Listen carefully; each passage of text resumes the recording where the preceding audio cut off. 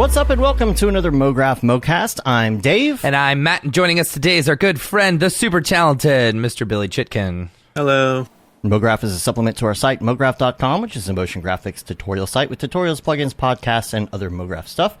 And on the show, we talk about everything ranging from motion graphics to Cinema 4D, After Effects, plugins, render engines, doing business, doing taxes, being a contractor, working for the man. You can email us, info@mograph.com. Let us know what you think about the show. Questions, comments, concerns, queries, grievances, show topic ideas, artist suggestions.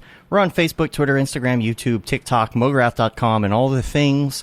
Check us out on there. Send us a message. If it's noob, we will try to answer it. If it's expert, we'll answer it badly. And we will, we love hearing from you. I know, like, the way media works and the way social and everything works over the last, I don't know, however many years we've been doing this show, it's changed a lot, right? So it's really easy to get up in Slacks and Discords and chat in there and whatnot.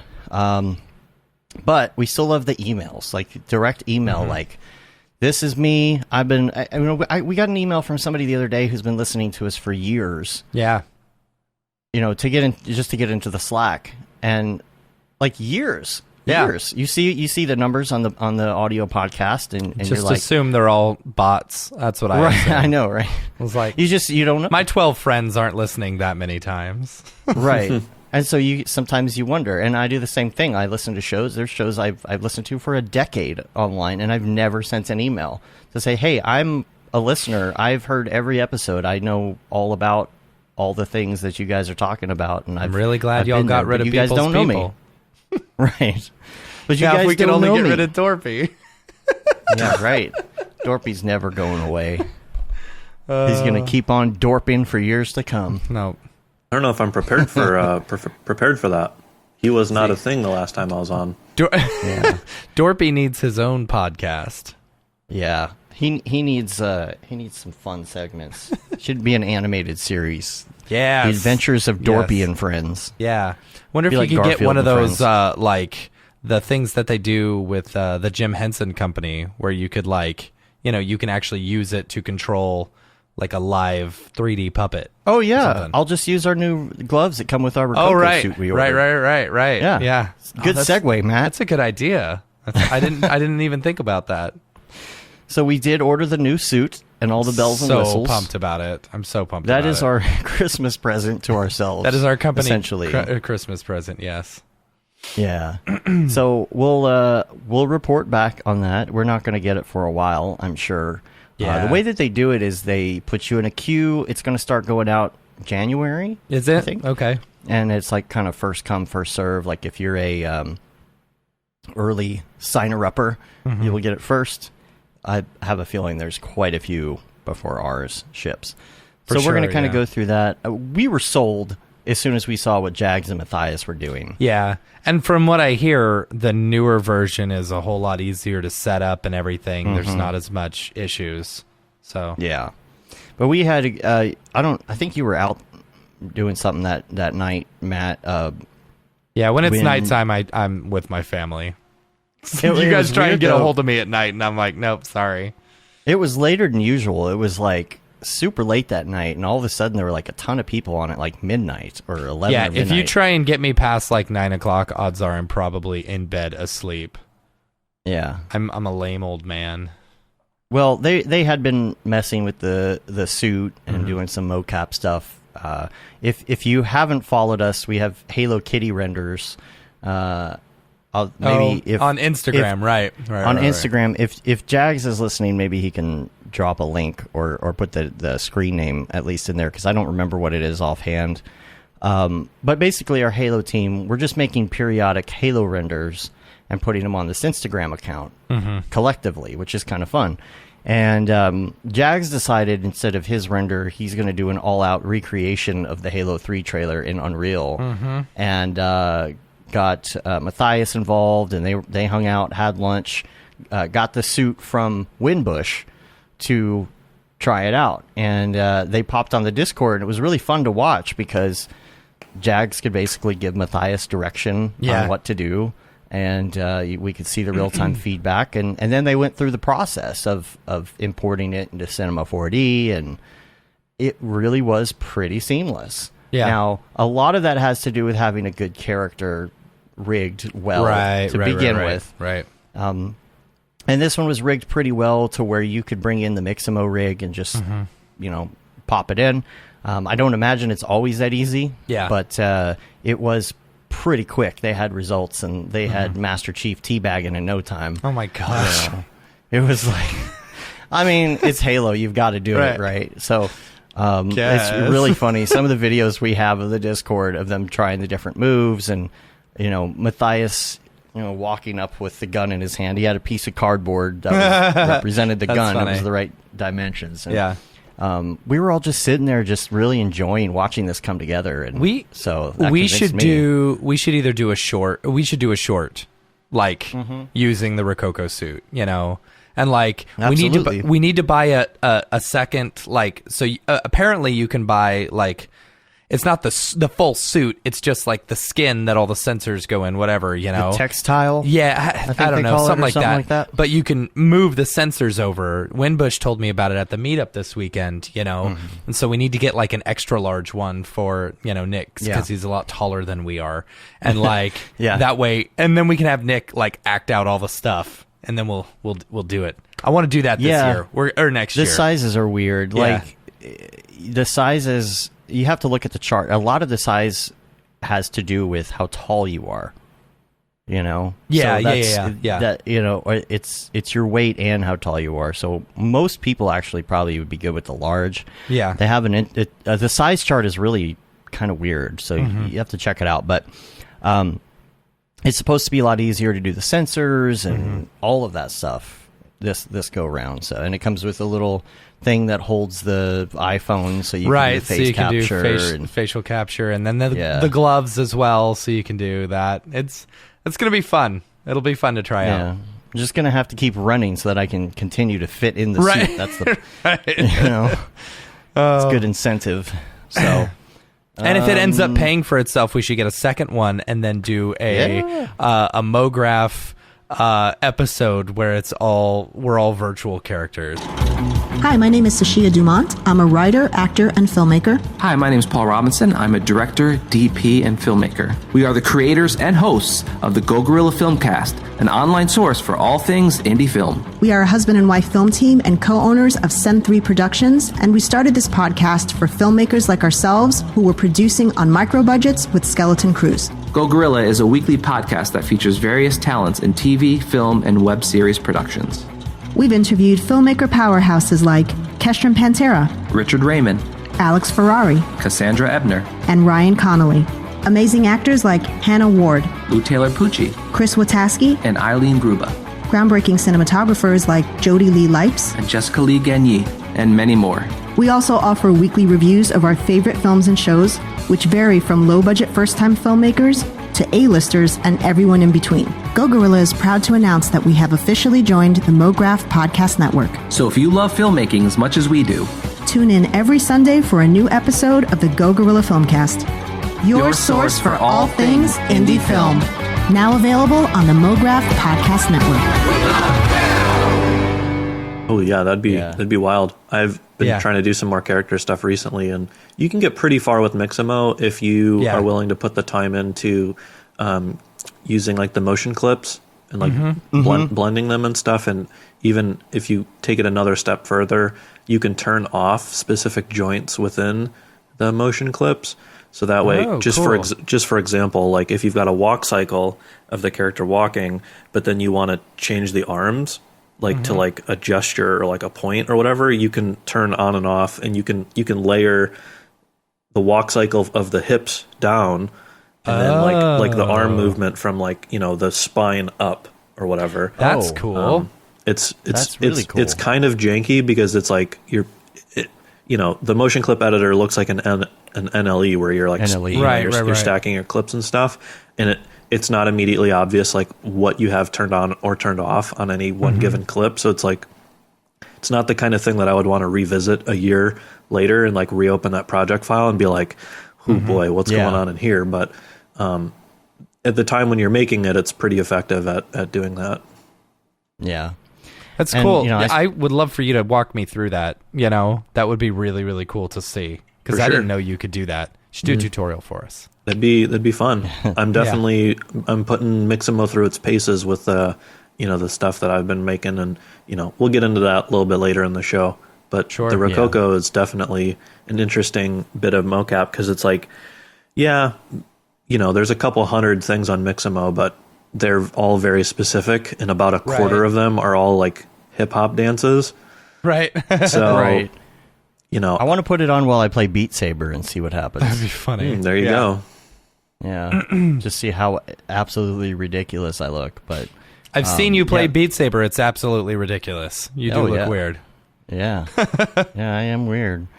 VJ says, he got one of the suits a while back and was talking about how they changed the pricing of subscription for live streaming. And that's one of the things that you can have as an option. You don't have to have it. But yeah, it's true. You do have to pay if you want to be able to live stream what you're doing. Like, say you want to do a virtual character on Twitch or something and be like a virtual YouTuber or whatever. Yeah, you have to have that for the streaming. But if you're doing basic capture that you're going to bring into cinema or something, you don't necessarily have to have that. So that's good. I would like to try the live streaming stuff, but the suit does come with a year's worth now. So I guess we'll know by the end of that year whether or not we want to pay for any totally more. So we'll see. But I'm excited. I'm pumped. I'm pumped to expensive. get my hands on it. I'm very excited. I think it's gonna. But when be it fun. comes, we're gonna have to have a whole day that you and I like. Yeah. Just be the day of we'll just go out in the backyard and do a whole bunch of ridiculous. Right. Yeah. Is it wired or is it wireless? It's wired, right?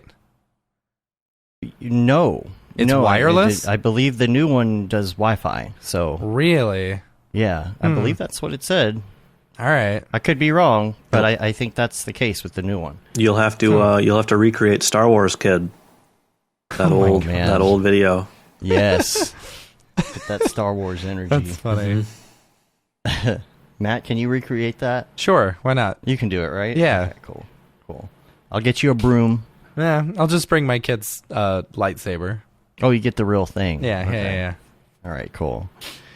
Yeah, so we don't have much more. Oh, we do need to recap this meetup. Yes. I had so much FOMO. Yeah, dude. The meetup was awesome. And we're so thankful for both Maxon and Otoy for, sponsoring the event, and Otoy especially for holding that mega amazing after party. That after party like dwarfed just our regular meetup, I swear, but it was cool. Like, we all went to the park, we had quite a few people show up. We were playing cornhole and hacky sack and spike ball and stuff like that. It was a lot of fun. It was a cool excuse for all of us to get out and just like chill. And everyone was saying how great it was that, they finally got to do a meetup, right, and stuff. And it was absolutely great. We had a really, really good time. And, the after party that Otoy put on was fantastic. Like, there was food and music and, such good conversation. And I was talking to Tokyo Megaplex. We were just chatting, and he said, because they didn't have it on the Otoy rooftop because that rooftop was actually booked for that night. So, like, I guess the owner of the building had another rooftop across from it. And Tokyo Megaplex was like, it's like a massive flex to have a party where you can see the big sign on your building. Yeah, right. Because you have the connections to get access to a different rooftop. Right. That overlooks your rooftop. It's like, hey, look at there's my building right there. Yeah. But it was cool. So cool. It was super cool. And, there was a bunch of people who came from out of town for the meetup and stuff. It was great to see like Chad and Nick there, and Rev came all the way out, a bunch of other people. It was a lot of fun. Yeah. So we've been, I think Jules wants to do a whole lot more meetups and stuff like that on the rooftops and stuff. And it was just, it was really good. So I think big we'll shout be out doing for them more for of those. sponsoring. Yeah. Like especially the outdoor ones. The outdoor ones are great because it's like now especially. Right, yeah. Yeah. I mean, you get to get outside and hang out, and, you don't have to worry too much. You can social distance very easily and stuff. You don't have to worry about being in an indoor space, and stuff like that. So it's good. It's good. Yeah. Yeah. This is the first Mograph meetup I ever missed, and got the newborn here, was doing some stuff with the fam for the weekend, all of that, and it's just, baby's a little too early for me to be leaving right now and doing all that. But I'll be at the next one for sure. We're going to be doing more of these in different forms. You know, we're going to do some stuff that's just meetups. We'll do some stuff where there's actual speakers. We're going to slowly just bring this back, and as the world is getting better, I don't know, or not, I don't know, but we'll just do what we can. We'll adapt. Yep. And it was so weird being in LA, especially because you got a mask everywhere and stuff, and then I came back to Texas, and I got into the the routine of masking up indoors and stuff like that, and I'm like, oh yeah, you don't have to do anything here. Like, nobody does that here. COVID's over in Texas, according to everyone. According to Texas, but according to Texas, yeah, I don't know about that in actuality, right? Yeah, I don't know. Well, which is why I was saying we'll monitor what happens with the new variant. The new variant, yes. We'll see how the Greek alphabet, treats us throughout the next couple of years. But we really don't have much more in the way of motion graphics this week, because we're going to really hit it heavy into crypto art, cryptocurrency, security, all of that kind of stuff. So I don't know. Is there anything else we want to address before we go into a long episode of The Drop? Yeah, I mean, that's the point of this. We have sometimes you have artists on that don't do NFTs. Sometimes you do, and that's all right. So whatever. Just one last little thing. If there's anyone who wants to know more about me, I've been on this podcast before. Episode 205 was the last time that I was on, and I think that might have been when we went over my backstory and the usual new guest stuff, like favorite movie, favorite plugin, all that kind of jazz. So if you're new to either Mograph or you're newer to following my work, you can check that episode out. That sort of predates NFTs, at least not literally predates it, but it predates it in the sense of crypto art and Mograph sort of having come together this year. So give that a lesson. That's the other thing. The people that may not be into NFTs, who don't necessarily listen to the second half of the show, may be interested in hearing some of the security talk. Yeah, for sure. So if you want to learn a little bit more about that and authenticator apps and all that, stay tuned. So yeah, totally. Well, let's go ahead and get into the drop. Drop. Is this the fucking mic drop? This is exactly what I should be doing. What's up, and welcome to this week's episode of The Drop, your source for all things NFT and crypto art, as well as upcoming drops by notable people in the Mograph industry. I'm Matt Milstead. Joining me, as always, is Dave Koss, and joining us this week is Gurnge, also Billy Chitkin. So, however you know him as. Both. Right? Gurnge and Billy are here today. Depending on which podcast you listen to is which name goes first. Right. Exactly. That's funny. So, let's go ahead and get into... we got a lot to talk about today because Billy's here. We're going to talk NFTs. We're going to talk lots of stuff. So, let's go ahead and get the big drops out of the way and some of the community drops as well. So, this week on Nifty Gateway, you got Nifty Gateway and Maker's Place regular Jose Delbo, former DC artist, is doing a drop called Delbo Poker Open. So he's doing a Bored Apes inspired, I guess, game of poker open edition and stuff like that. So yeah, cool. He's very popular in the NFT space. He's been around for a while. So, if you want to get on that, that's tonight. Then on the 7th, tomorrow, Gabriel Gimenez. I don't know if I'm saying that correctly, but he's got a piece. The piece on his Instagram is like a spoof off of girl with a pearl earring, and so I think this is one of the pieces that he's doing for his drop tomorrow. So, yeah. Next up, December 8th, we've got Vils. Vils is doing a drop. I can't remember. It is an explosion of some sort. Yeah, and stuff. Looks didn't they do this? Was this the same one that we were talking about the other day, where it's like we weren't sure whether it was real or fake or whatever? Oh yeah, there it is. Oh yes. Yeah. Yeah, for sure. Super cool stuff. It's really pretty. I love this stuff. So yeah, it looks really neat. So that's on the 8th. On the 9th, Andreas Vanderstedt is doing a drop. Man, I love this work. Yeah. Like lathes and rotations and stuff like that, and that cool architectural stuff, like all of it. Very pretty work. Yeah. So collectors and open editions, that's cool. And then on the 10th, we've got Ted Chin. Ted Chin is doing a drop. Very, what's the word? Ethereal. Yeah. I dolphins agree. And stuff. Yeah. Dolphins in the sky. Dolphins in the sky. Ted's work is pretty interesting because it's like a mix of like photography, but then there's obviously like composited elements into it. Like, it'll be like a tree line with like a massive elephant like comped into the sky or whatever, which is a cool blend. Yeah, Ted's got some great work. Super, super cool work. I really like it. And then not listed on Nifty's site yet, just because I think of like the way that their calendar is set up. On the 11th, Ness has a drop. Oh, sweet! So that's Saturday. Yep. Awesome. So thanks for letting us know about that. Yeah. Yep. I'm bought into. Yeah, I'm bought into his sort of ecosystem now, so that's something that I need to follow, closely. Yeah, you bought one of the keys, right?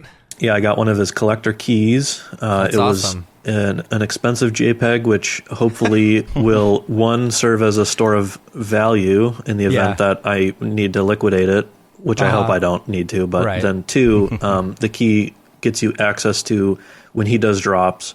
Yeah. The key, like usually his Nifty stuff is like each piece you hold of his gets you an entry, and then sometimes there'll be like a separate raffle pool for key holders. And then like when he does stuff on OpenSea specifically, that's for key holders.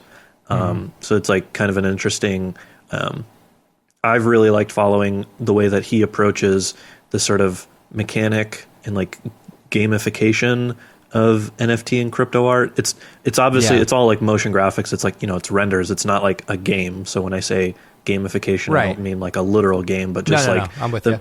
The mechanics and like what you get as somebody who follows his work, like picking up on like the little stuff, like how he does drawings and like, at least for me, as I'm starting to ramp up myself, it's a really interesting case study, his work to follow. Like, his first drop, I believe, was part of a group drop on Nifty, a gallery thing. I think it was ABV Gallery.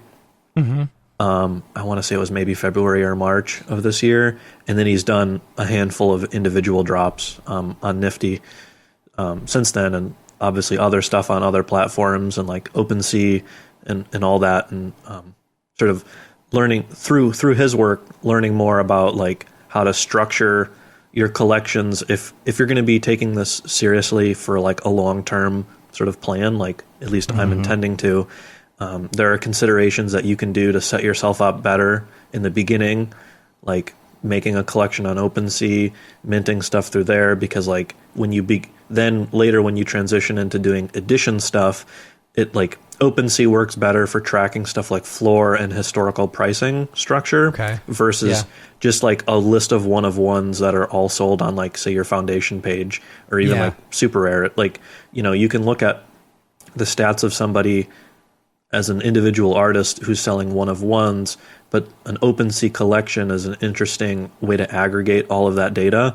And like, depending on different smart contract related stuff that I'm still trying to learn and kind of get up to speed on, different ways of minting things on different sites, like those can all sort of integrate together.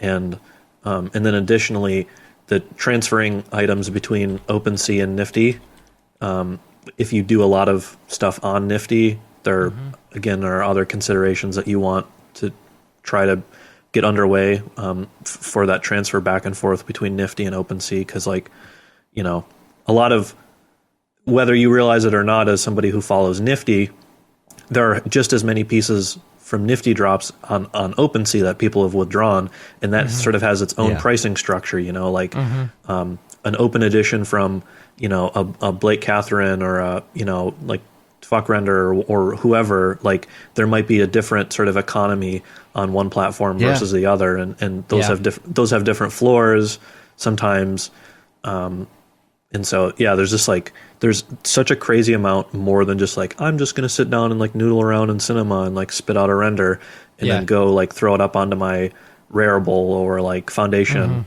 or whatever, which to me it's exciting because it's like a whole new thing to learn, and it's not something, it's not like I'm going to learn Python or I'm going to learn Houdini. Right. You know, it's something like completely like not, I mean, it's on the computer, but it's not like the art itself. So it's been like kind of a new, interesting hook to sort of like get up to speed on, you know? Yeah. I wish I had minted my Foundation piece, my latest one, on OpenSea. Like, I don't know. I feel like it, I feel like rather than use on Foundation. Yeah, right? rather on Foundation, because I feel like a lot of collectors aren't necessarily going to Rarible or Foundation. Like they're sticking with the super rares, the Maker's Places, and the OpenSeas. You know, I don't know. And you have to have a following already, and then say, "Here's my thing," and it's on Foundation. Right. I mean, I don't know. That's kind of the case with all of the platforms. Some of them do better job than others in terms of marketing. Like Super Rare, for example, has a front page which has a variety of search filters. Like you can sort it by like auctions ending soonest, you know, so that way, like, you know, if you're just a collector and you're just kind of kicking around, as I assume they do for entertainment reasons, like, hey, let's just see what art's, you know, like up today and like ending within the next hour or whatever, and you know they can throw bids on that. I believe Foundation has a similar ending soon page. They do. It's been very long since I've been on Foundation. I just hear a lot of artists that feel like their stuff ends up getting lost when it gets on Foundation into the ether, unless those people specifically know to come for it. Right. Yeah. Not that can't happen on the other platforms, but it just feels a little more hidden. For some reason, feels a little more hidden on Foundation. I mean, that's absolutely the case on as a platform gets bigger, the more its user base is going to be uploading stuff. Super Rare has the advantage of it being like an entirely closed ecosystem that they only onboard people at the pace that they want to. Whereas, like, I think Foundation still works off of the like, if you sell something, you get an invite, and then you can bring more people onto the platform model.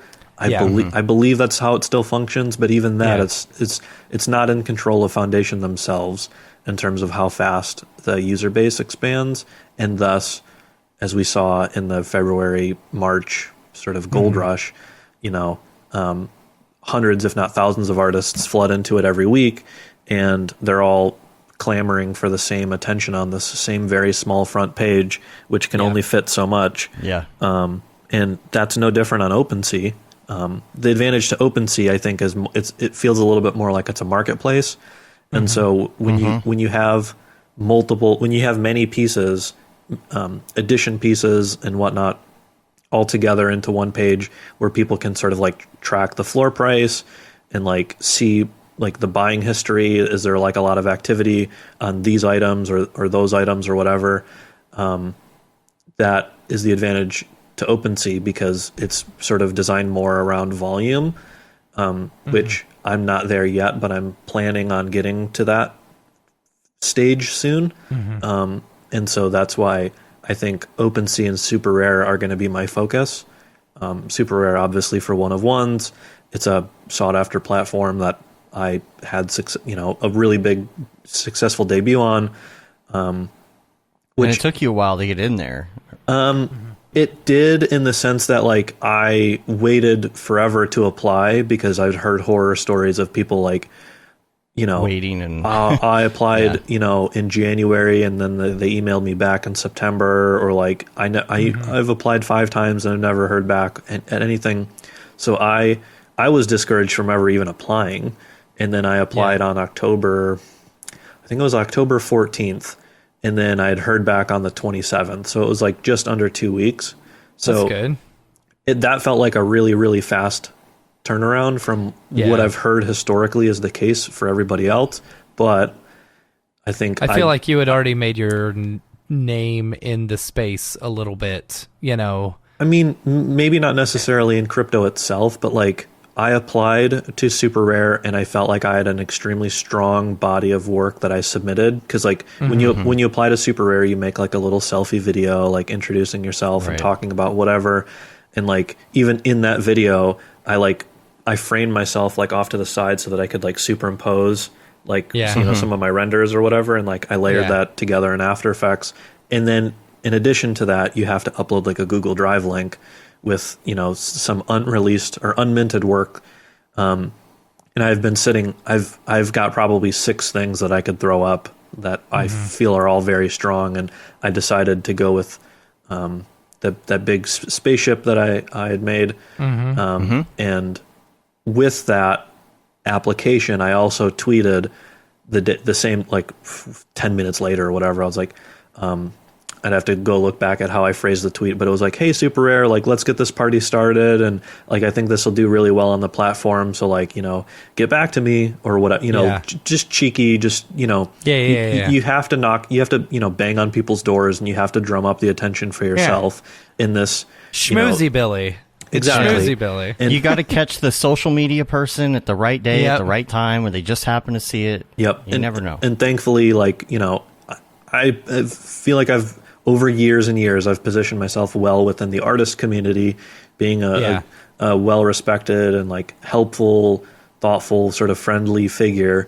And all the homies came out and, retweeted and sort of shared along and even tagged their people at Super Rare when they shared my submission. So it's not that I know exactly what caused me to be accepted. They don't disclose sure what the magic was. They don't disclose that. They don't say like, like your thing got 5,000 views or like whatever, there's none of that. It's just like, hey, welcome. Like, here's a bunch of onboarding stuff. Like, good job. Yeah.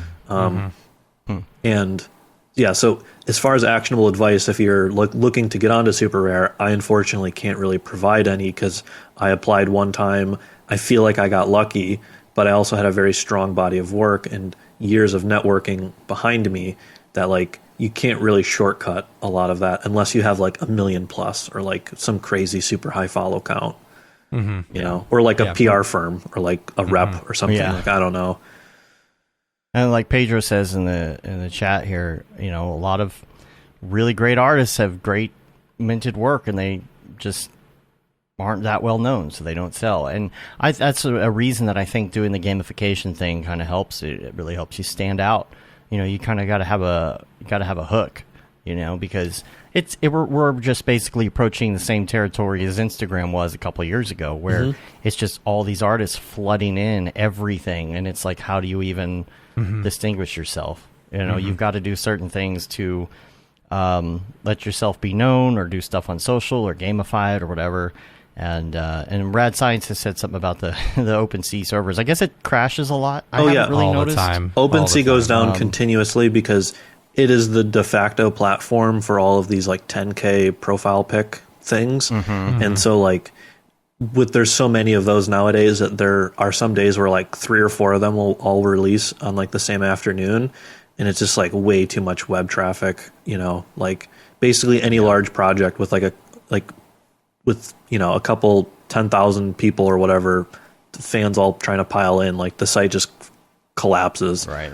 So it's a bit of a joke considering how much sales traffic goes to that site. Then even though they take the smallest cut at 2.5%, they absolutely should, in theory, have the resources to be able to accommodate that. Again, I know software development, web development's not, you can't just like snap your fingers and throw money at it because like new territory. Right, exactly. But that being said, OpenSea was built years ago during like the sort of slump, like the previous crypto like down cycle. And so they absolutely have had time on their side. It's just, there's just so much activity nowadays that I don't think really any website, well, I shouldn't say any website, because like Nifty just handled the POC drop extremely well. Yeah. Which we'll talk about, in a second. Matt, let's do the rest of the week drops real quick. Yeah, come back around. Mm-hmm. Next up is Maker's Place. Tonight, there's an artist by the name of Recognition. Is doing a drop called Aurora EX, which I really like. This it's like this the pixel video art gamey type stuff. Yeah, super cool stuff. Really like it. And then tomorrow, Rarzo. I'm probably messing that up, and I'm sorry. Evolution GAN is the name of the piece. Ooh, really cool stuff. Messing with my head. I know, right? Super cool, like really trippy, really fun stuff. So cool art, very cool art. I really like it. It's almost got that the Google Deep Dream.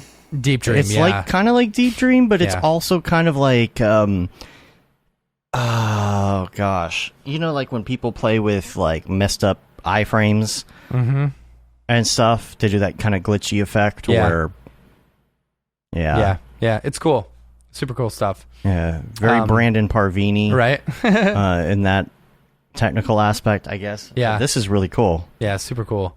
Then on the 8th, Original Plan. I guess Original Plan is one of the early people into the NFT space, and is a physical artist as well as digital. So they're doing a drop on Maker's Place on the 8th, which is cool. Good stuff. Cool. And then on the 10th, Marat Singiner, I always mess this name up. Yeah, I'm always... Saginer. Is doing a drop on the 10th called Refractions. Really neat stuff, super glitchy and, fun mixture of, I guess, like realistic stuff, weird, ethereal. I like the CG people. Yeah. Doing things. It's interesting. I like the guy with the VR helmet. Yeah. It's funny. So yeah, that's it for Maker's Place. Like next up on the community drops, Gustav is we mentioned him last week, but his drop drops this week, starts in just 22 hours. So just a reminder that one is going. It's cool, really pretty stuff. I love Gustav's stuff. I think it's great. And then next up we've got Adam Tubac. Says an email says, "Hey guys, I'm not sure if I understood correct." Oh yeah, because last week I said if you want us to shill it on the show, and then I think his subject line was "shill my work" or something. Yeah, it was funny. He's like, that's not the best so line, gross but... of a way to ask or something like that. Right. It was pretty funny. Hey guys, I'm not sure I understood correctly, but during your last stream you mentioned that we could send you an email with our NFT drops. Yes, totally do that. info@mograph.com. When they have dropped a while ago now, but I'm really bad at the Twitter game and mingling with collectors. So hanging out in the Get Nifty group or with Dizzy Viper is more of my shtick, so I haven't sold that far. But yeah, here's Adam's work. It's on Foundation. Really good stuff. Super cool stuff. Yeah, I really like it. I think I've seen some of these before. Like the guy sitting on the curb. I'm pretty sure I saw that on the Get Nifty the Discord. Facebook page or something, or Discord. The Discord. Yeah. Super cool stuff, really pretty. So go buy Adam's stuff. There you go. Yeah. That's it for the drop. If you've got a drop that you want us to shill on the show, hit us up in info@mograph.com and we'll shill it on the show. Is there another word for shilling? Promote. No, that's the... Oh, promote. Yeah, promote on the show. There we go. Much better. Yeah, but I like shilling. I don't like shilling. Yeah. Yeah. I mean, we're blatantly shilling your stuff. We don't care. Send it over. Yeah. There's a lot of words that are like that. Like, even when I was advertising my super rare, I use the word debut and not Genesis, even though I understand like Genesis is a word. It relates to crypto. Like, for example, the very first block on the Bitcoin blockchain is called the Genesis block, which is like literally the very first Bitcoins. I understand the historical context and application of the word in now bringing it over to the art side. I just still don't like it. So I just use the word debut. Yeah, yeah. Genesis does. What? No? There you go. The the game. 80s kids. I don't Genesis remember that. does. What Nintendo don't. Oh, I don't remember that. I'm too young to have experienced those, but I know it from like random YouTube, like historical game stuff. Mm-hmm. Now I feel old. How old are you, Billy? I feel old. I'm 30. No, you're only 30? I thought you were a little bit older than Did that. not know that. Nope, I turned Wow. 30 this past I thought summer. you were our age. You're a baby. Well. I turned 39 on Friday.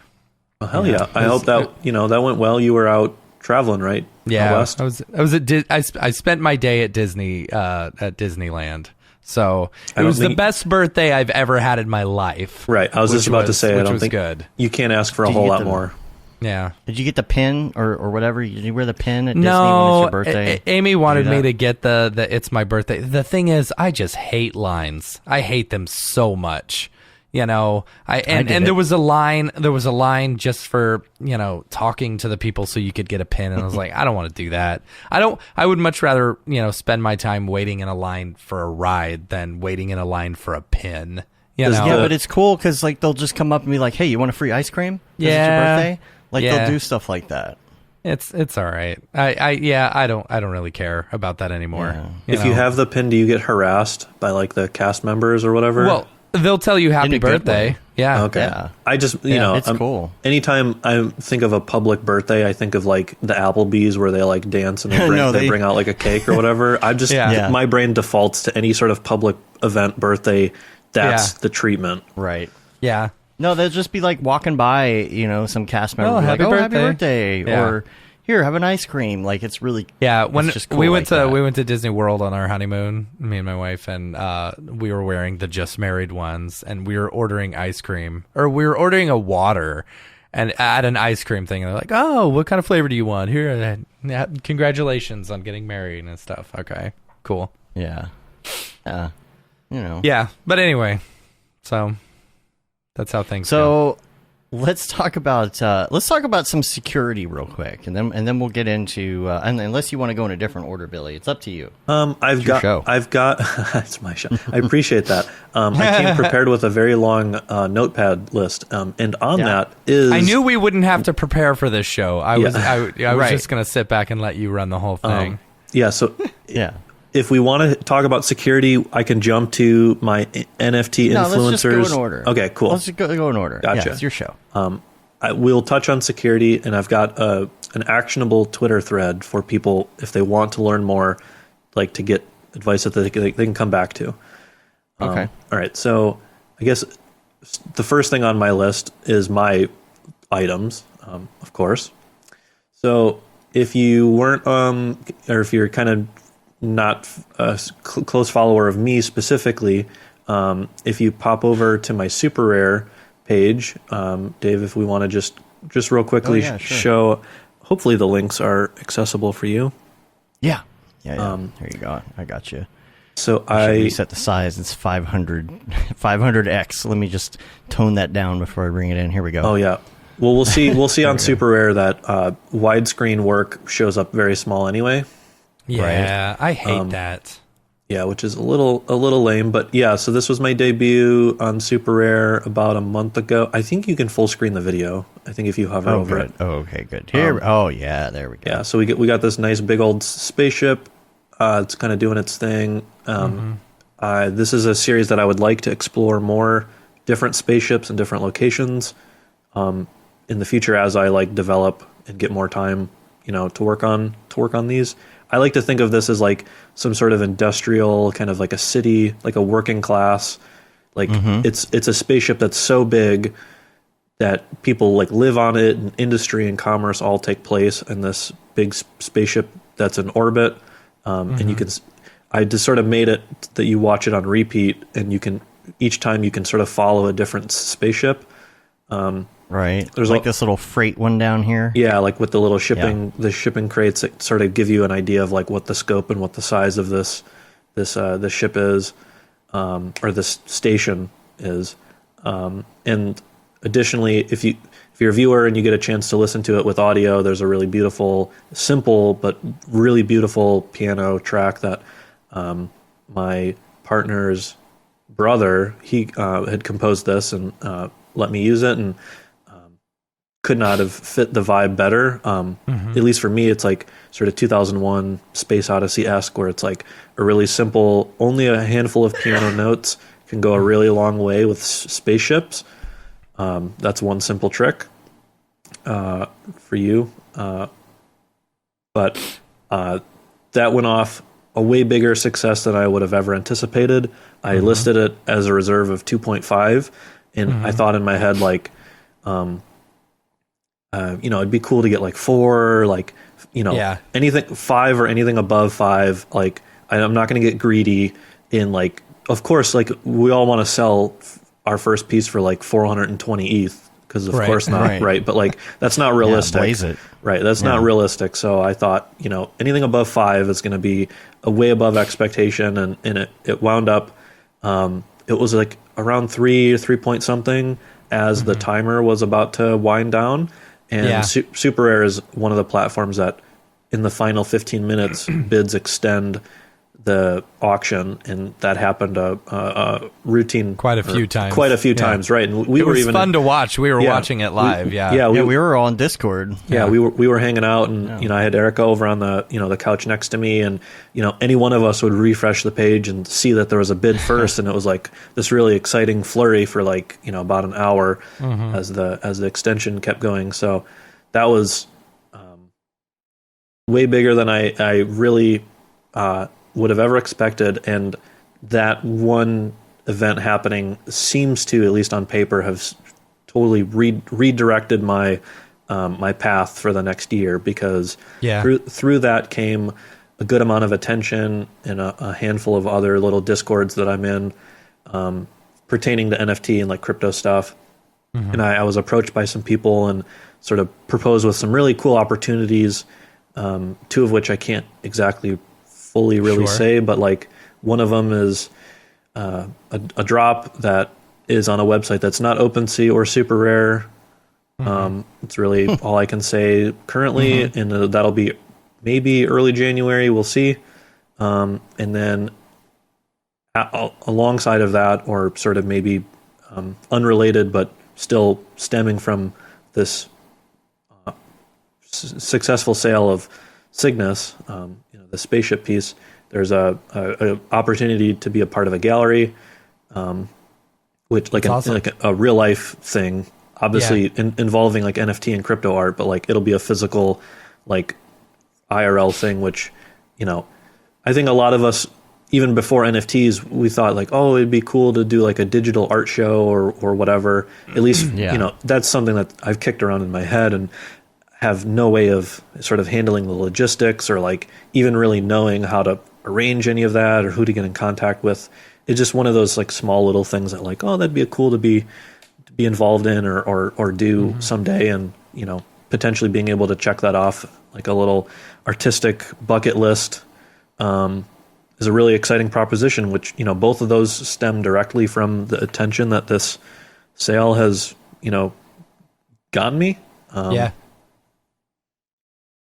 Have you talked to any of the people? Like, were you in conversation with any of the people who were bidding on your piece? Not like, I'm curious why, like what it was. I mean, other than that it's a fantastic piece, Yeah. Like, so what was the bidding war? Yeah, and were they like already a follower? Yeah. Did they just all of that? Yeah. So the winning bidder, 0x22. Is a somewhat notable collector, or quite notable collector on Super Rare. I gone through their profile and checked out some of the other stuff that they had acquired before even I'd ever even listed anything there. I somehow had come across their page just searching through other artists who had sold stuff. So I was a little aware of that person, and haven't had a direct conversation with them, but have had ongoing conversation while the bidding was happening with another one of the people who was in the running, Patty Stash. His other internet name is Not Today, No. Okay. So he was one of the other people who had bid, and I'd been aware of him from over the summer on Maker's Place. He's one of the big collectors on that platform, and I think he's got some of like Aryev's stuff, and maybe a piece from like Ryan Talbot, possibly. But in any case, I'd come across them as well, and struck up a conversation with them while the bidding was happening or just after it had closed. And yeah, I think there was one other person, but I don't remember if they had like a Twitter actively while the bidding was happening. But yeah, in addition to those or to that activity on Super Rare, the other stuff that I've sold on OpenSea, which that should be the second link. So this is my sort of ongoing sort of cyberpunk city stuff. So the first one stemmed from, it was like a remix, an animated version of one of my Lights Camera Render, projects, from the start of the year. And so, my very, very first sale was a gallery that we did in the Get Nifty Discord. Right. The Distorted Reality, which was a thing that was minted through the Sevens Foundation. I got a bid on that like one week sort of earlier, like mid-October, I think. As a bunch of other people did on the Facebook page. There's some sort of like Twitter website or a group or somebody who put bids on like maybe 5 or 10 people's things. And that sort of kicked off some conversations that I had in a Discord server where not this piece that we're watching here, but the piece that had sold, I think the bid was 0.33, which I thought was, it's on the low end. That was like, I think maybe $1,300 at the time based on what ETH was. And, I was like, man, I feel like this is low for an animated piece. What should I do? And some people, actually a couple people reached out to me from that server and were like, hey, this is a cool piece. Like I could, bump up the bid and kind of get you kickstarted. And I thought that was like just super awesome. And from that I put together a page on my website of just like unreleased stuff that I hadn't done anything with. And one of the collectors was like, hey, like I really like that render from LCR that we just had, looping on the screen. So we kind of. By the way, I just wanted to mention, and Joe was mentioning this in the chat too. The shout out to the drop right here. Yeah. So we're sort of time is a flat circle. Right now we're on the drop and we're featuring this little Easter egg. So I'm just so meta. I'm just trying to build like a little world with these renders, and if you want to pull up the second one, so far they've just been like a character and some sort of like city sort of backdrop, just kind of going off of what is a realistic amount of stuff to get done in like a week, like a couple days, kind of put together some kit bash stuff, make some small little animations like the lights and like the little billboards in the background, a little bit of Mixamo. I think that's a very realistic thing to get done in a couple days time. Say like a week and a half with render and comp. And so those two are up on the OpenSea, and thankfully saw some success. Making myself. I'm looking at some of these. I'm sorry. I'm trying to see what other Easter eggs you have in here. Is this your alien in the back there? So so those are the visitors. The visitor. I don't own any of those, but I asked in the Slack. I was like, hey, anybody who's got visitors, like post them up. Obviously, certain NFTs you get the ability to like use commercially or whatever, right? Which will tie into another topic later on in my little notes thing. So visitors is one of those, like, as are the Bored Apes. And my ape is on the left hand side underneath the neon sign that says exchange. It's like graffitied onto the wall. Oh, that's funny. Okay. Wow, that's an Easter egg. There's a lot of stuff in there, and like the green neon sign that's in like the middle third. It's sort of like up above, it's in between the two cars. That number 9438, that's the number of my ape. So that's like another thing that's kind of a reoccurring theme. Is this car, is this your, don't you have, not specifically this car, don't you have this model car? Don't you own this, or am I the previous one? The previous one was a one that I had made. That car right there is just like a CG trader, just like an asset kind of whatever, which, it's a mix of making stuff, on your own and sourcing assets. And even within just sourcing assets, I think there's an art to making everything mesh together, tweaking materials and obviously like the composition of, the shot or whatever goes a long way to allowing these things to sort of take on the right amount of attention, or not. So those are the first two pieces. Those were both one of ones.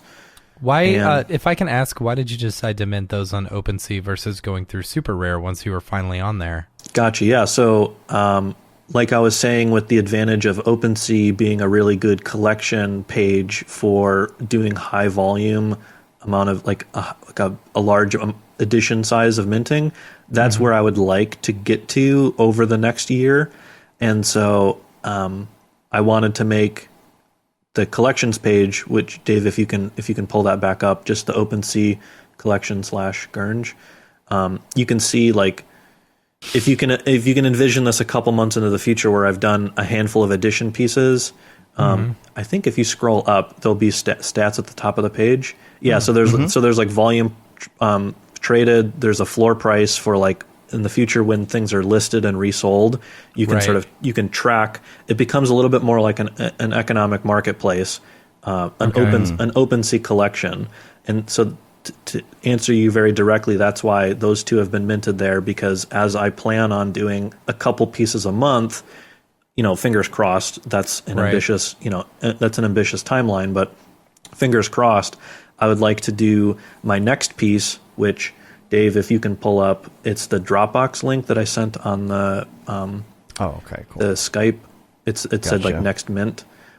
This will be hopefully in a week or two once I get some stuff settled with Manifold, which is a custom smart contract website. This I would like to do as an edition of 10. Each one will be cheaper, but in sum, it will net more ETH than just listing as a one of one.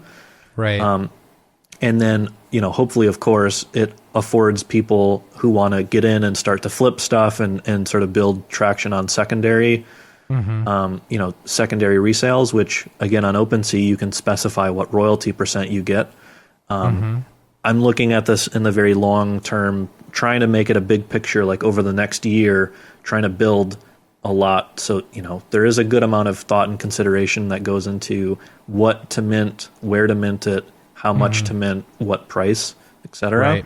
Which I'm not going to profess myself to be an expert at any of that at this point, but I can see the ups and the pros and cons of the different marketplaces. And I think based on my goals with the edition pieces, an OpenSea collection gets you a lot of benefit versus only just doing one of ones, which, yes, those two, which were minted as one of ones, those could have very well sold on like a foundation or a super rare or whatever. But those being the start, which kind of kick off this series, even though they might not be, a year from now, they might not be the visually the coolest pieces, because like I'm going to want to continue to push it further and further and, make the artwork better and more interesting each time.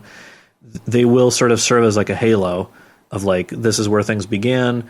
And hopefully, obviously fingers crossed, hopefully for the two people who have collected each of those one of ones, that will pay off, them having gotten a pretty sweet deal on what could potentially be, a cheap one of one, a year from now or 2 years from now, that's obviously, we want to 2 years from now is 10 years in NFT times. Yeah, right. I mean, who knows? And the crypto market could fall out from underneath us. Who knows? And so really you just have to act on what is the data right now, sort of what direction does that point us in? And knowing that nothing's set in stone, of course, and just trying to plan for the future. plan for, I think the goal for many people should be to be bumping up like secondary activity, because with that comes the art getting into more people's hands, and with that comes a larger following, which it's sort of like a self-fulfilling cycle. It's like more people who come across your work, who have bought and sold and traded, means more people talking about it, which means more attention, which drives the price on everything up. So it's like, in big picture terms, it's like there's a lot more than just like, I'm going to sit down and hammer something out in cinema and just list it, throw it up on Foundation for 1 ETH, and like, pay my $150 to mint it or whatever, and then just move on to the next thing. There's like, if you want to put the attention into sort of, I guess, kind of making a business plan, an NFT business plan, there's a lot of room there to find success. Yeah, we had bots on this stream. It's funny because like they bought a link and then it goes up in the stream and you can't actually click on it. So it's completely pointless. Yeah, joke's on them. Yeah. Let's see. I'm looking through here. Right. I know what I was going to ask you. Why did you choose 9x16 for that piece? Oh, the preview one, the next one. Yeah, I'm just trying to mix it up. I've seen other people post like a variety. A reference. I'll always refer to Ness. Often, just because he's a really successful artist and has pushed things in a very similar fashion. To me, like Cyberpunk, C4D, Octane, Redshift, kind of whatever. Like they're similar, but of course different enough. I think we each have a different artistic voice, but there's so much to gain from studying him.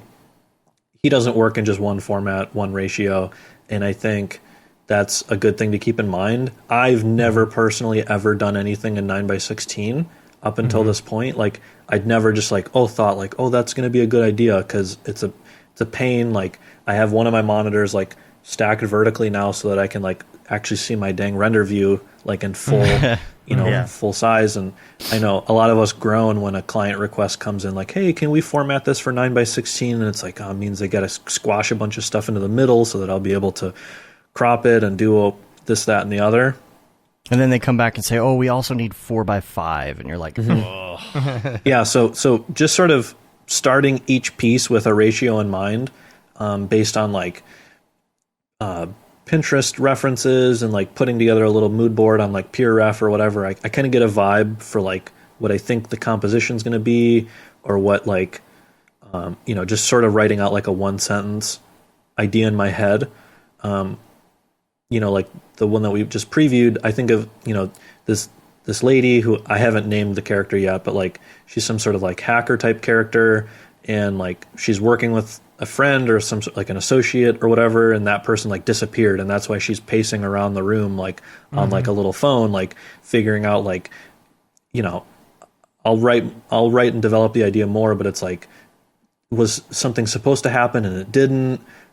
Did somebody disappear? Like, like just sort of piecing together this story. And it can seem silly to do that for like a daily render, but like I'm spending like a week or so on these, and writing the description is an important part of an NFT, because it's the text that gets attached to it, and it gets gets associated with that token. And so for me, if I can imagine what a year into the future looks like, having done a dozen of these or a couple dozen of them, whatever, there's different characters, there's storylines that have crossed and like connected and diverged apart from one another.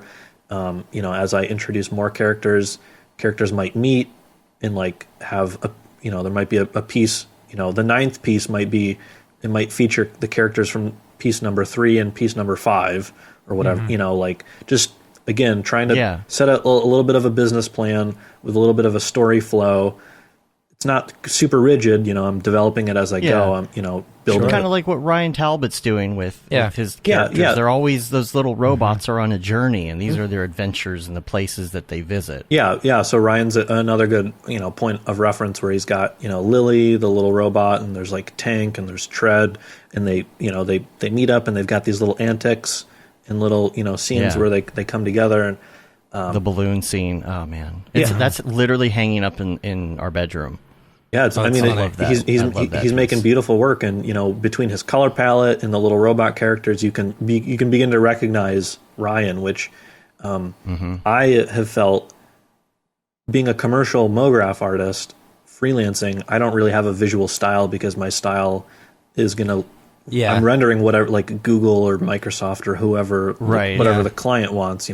That's in a small way, me as an artist is speaking through some of that decision-making process as I'm making the art, but it doesn't come through in the art itself. If ever. And so, having the ability to explore that, I think is cool. I played D&D and like other tabletop RPG games, and so it's like the idea of like having to make a character on the spot and like populate some sort of backstory, what they do, who they associate with, whatever, is a creative muscle that I have a little bit of experience, like having done. And so being able to apply that to the art, obviously in like cyberpunk sort of themed stuff is, of course, a lot of people do it, but I'm trying to put my own little spin on it and sort of build a narrative, build this little world with, Cybran City, which is where all of these pieces take place. And, eventually I'll have enough of them built up where I'll probably draw like a little map just to try to give myself like a reference point of like where things are located in the city and like how things connect. Just trying to think forward, because, it's always annoying where people, you get a comment where it's like, for example, like Tom Coben, he did like that bowling alley machine, and people were like, well, there's no power cord to power the robot. There's going to be some version of that that's going to bother me. Like, 6 months from now, like so-and-so is going to be like, I thought this building was in so-and-so. And like comic book guy comes along. He's like, excuse me. Yeah. And so I want to, anytime that happens, a wizard did it. A wizard did it.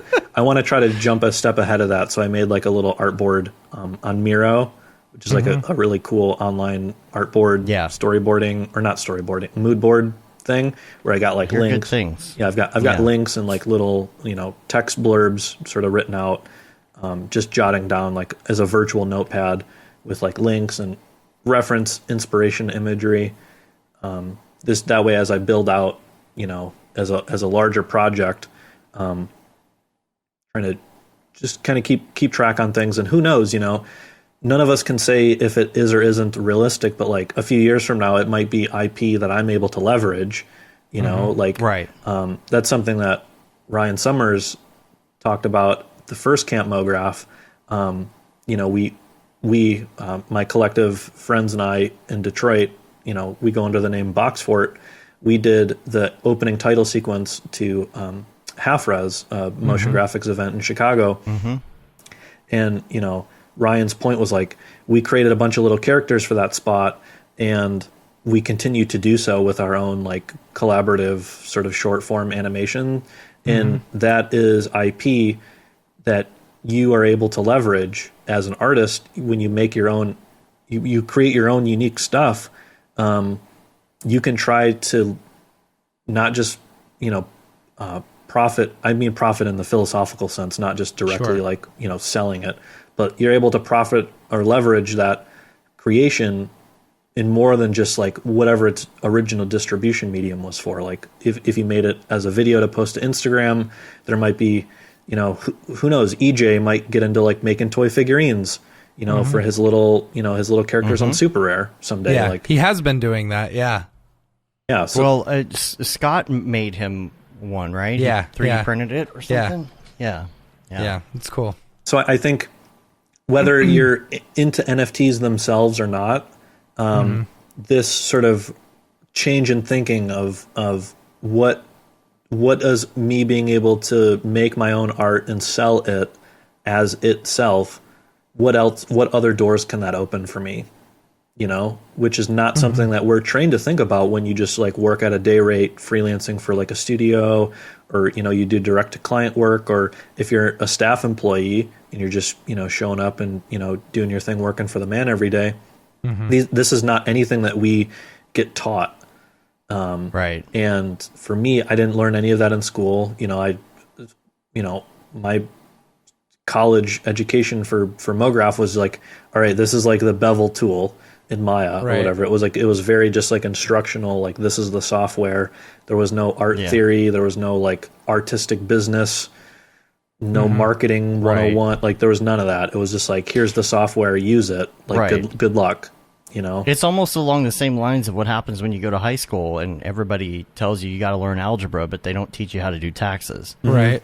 Yeah, right. I would much rather learn how to make a Excel spreadsheet which has a couple sum functions built into it so that I can like make some categories and like columns and like add stuff together or like format something like that than learning the freaking quadratic equation or whatever, you know?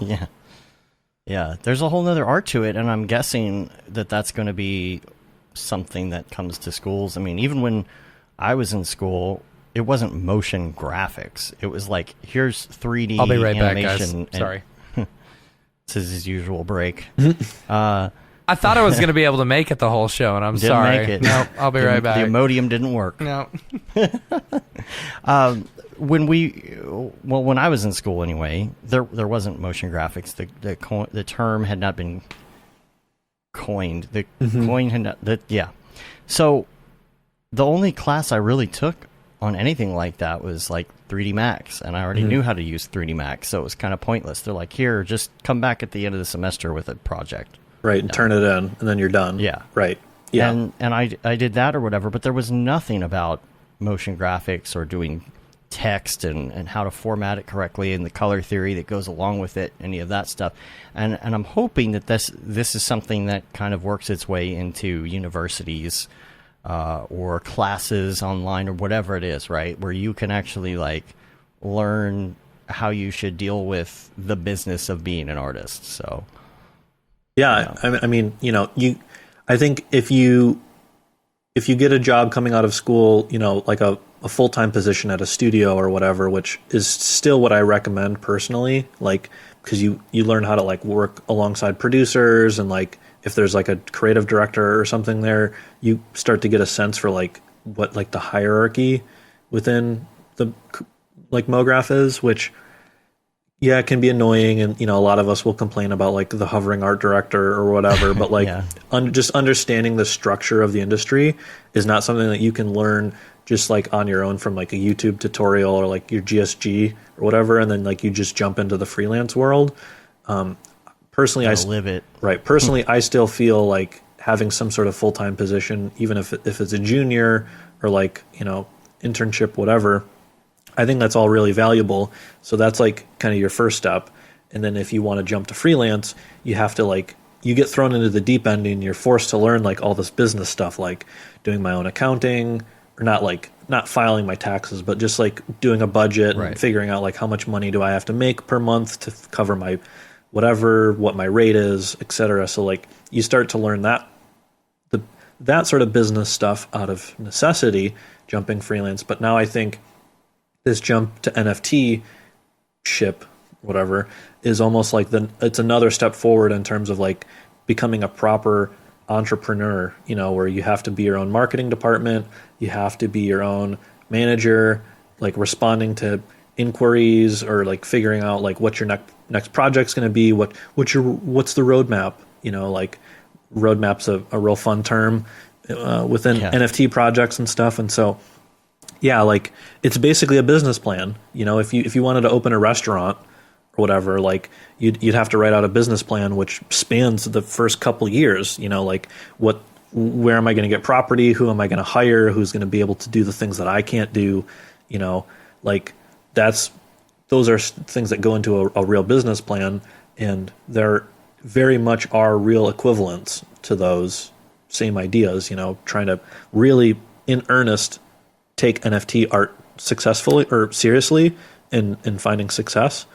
You know, like I've had a couple of people joke and say like, oh, so like, you know, you don't work anymore or whatever. And it's like, I honestly work now more than I ever did on most projects. And, you know, aside from like crunch week when you're like about to deliver like a really huge job and like you're literally not sleeping, like, because those unfortunately happen. But like, I'm just like I'm like a half step under that where like I'm I'm only sleeping like a couple hours a night right now, where I'm in this like go phase, like trying to build up momentum, because it's almost like restarting, like I just freelanced for 4 years, and initially it's like this sort of panic, this surge of like, okay, like I have to find out how to be successful. How do I get clients?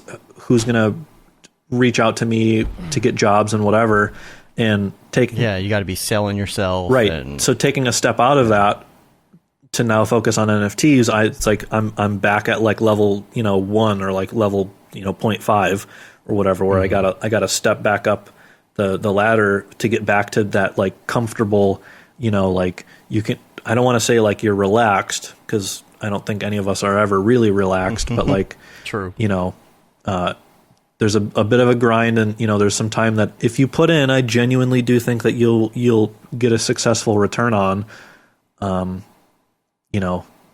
just really trying to make content as much as you can that represents you is the most important thing. And that can, believe me, I don't fully even know what that means. I'm just making stuff, and a handful of people have vibed with it and have decided to purchase it.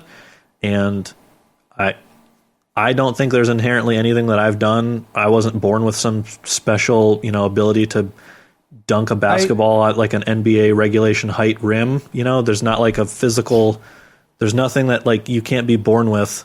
I genuinely think in art, in what we do, it's a matter of like creative problem solving, which anyone can learn, and study and like be inspired by reference. I watch Blade Runner and Star Wars and 2001: A Space Odyssey like the same as everybody else.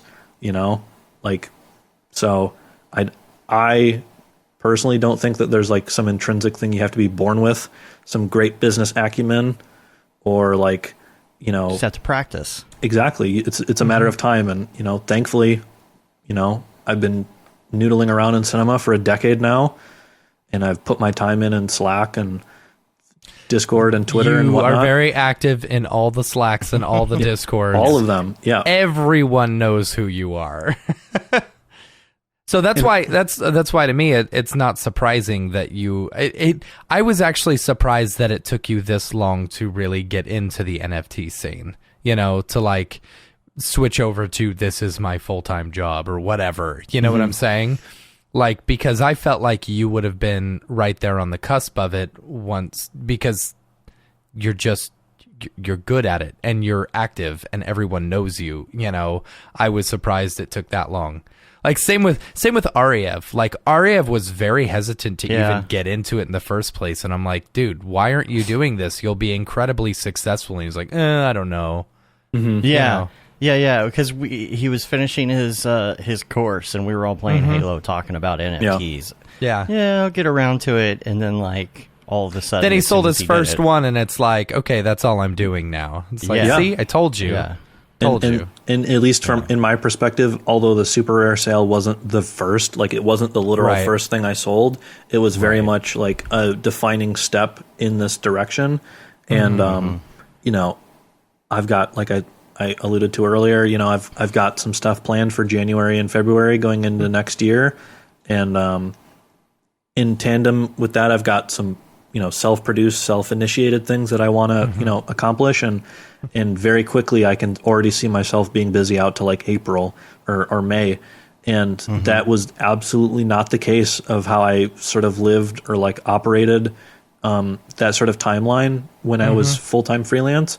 It was literally just like, all right, someone's going to email me, I'm going to say yes or I'm going to say no, and I'm going to work on this. If I say yes, I'm going to work for 1 to 12 weeks or however long the freaking job takes, and then it ends, and then you'd wait until somebody else emails you.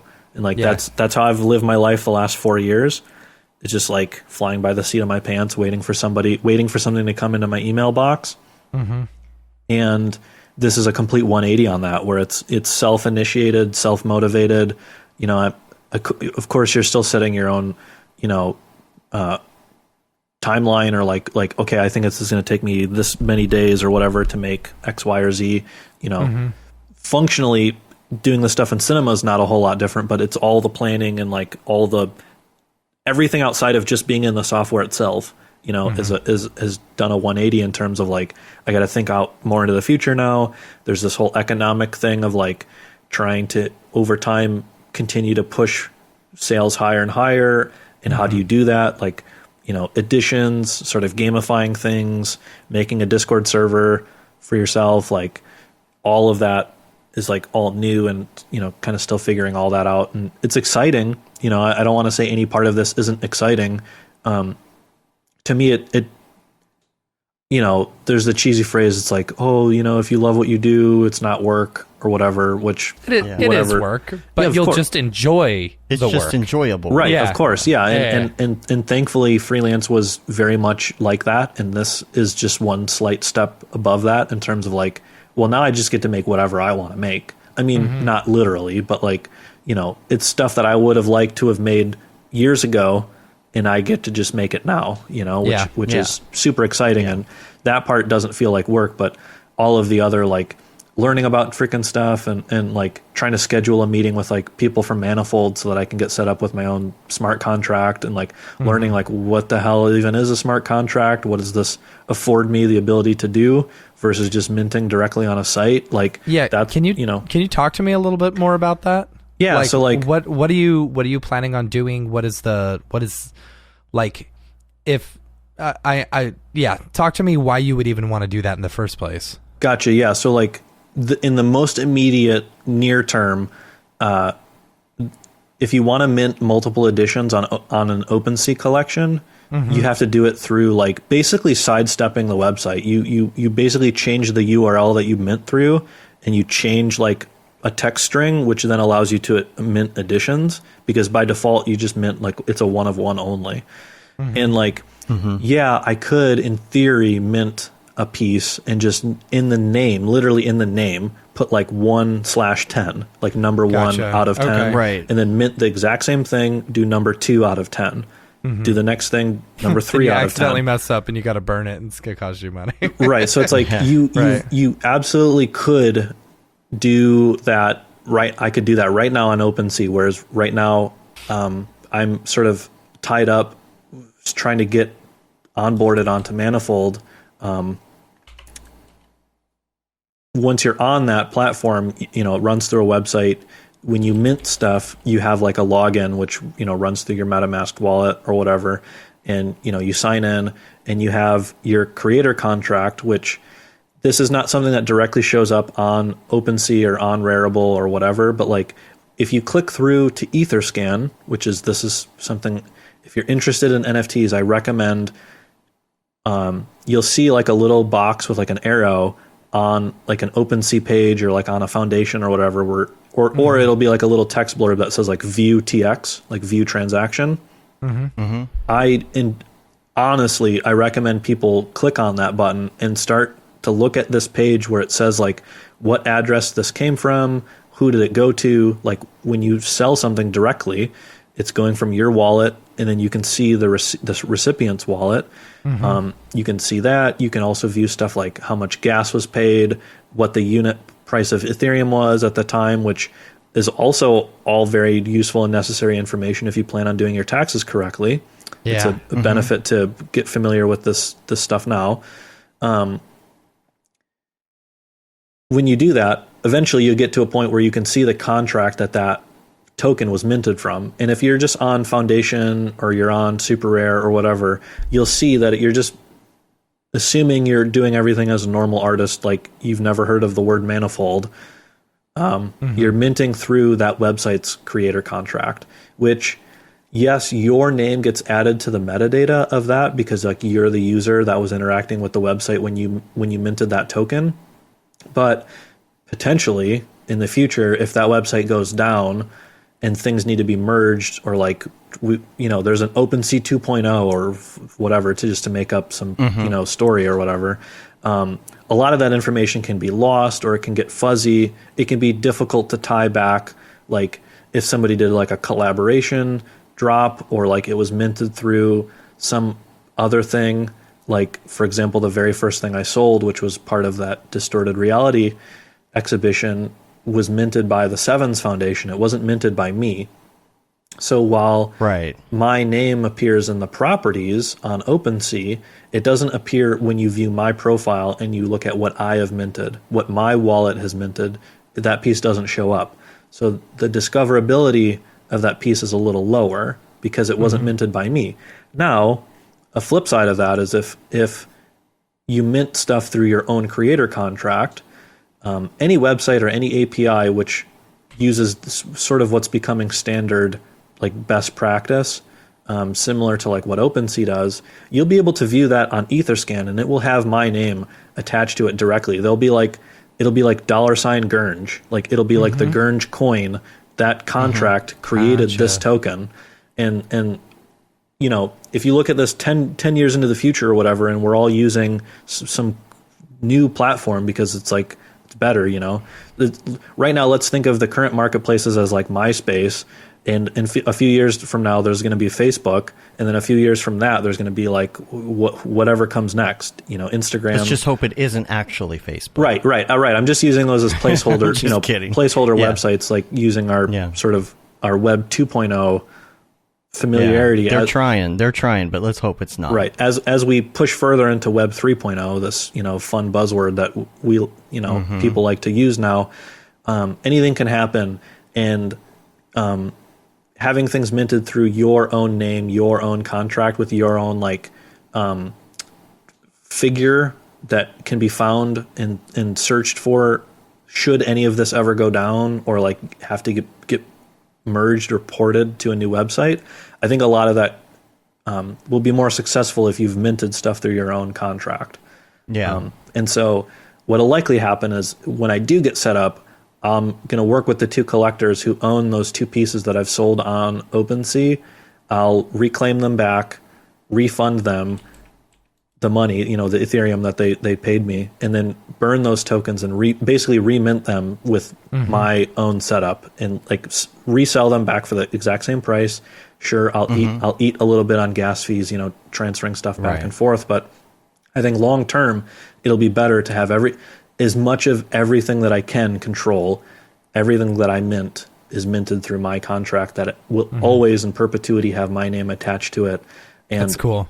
Also, there's some nuance which I also haven't fully wrapped my head around, the difference between IPFS, which is like the global sort of decentralized web storage that a lot of these NFTs go through. There's debate or whatever between IPFS and Arweave. I've heard it pronounced Arweave and Arweave. I'm not sure the pronunciation, but those are kind of the two standards in terms of like this decentralized file storage.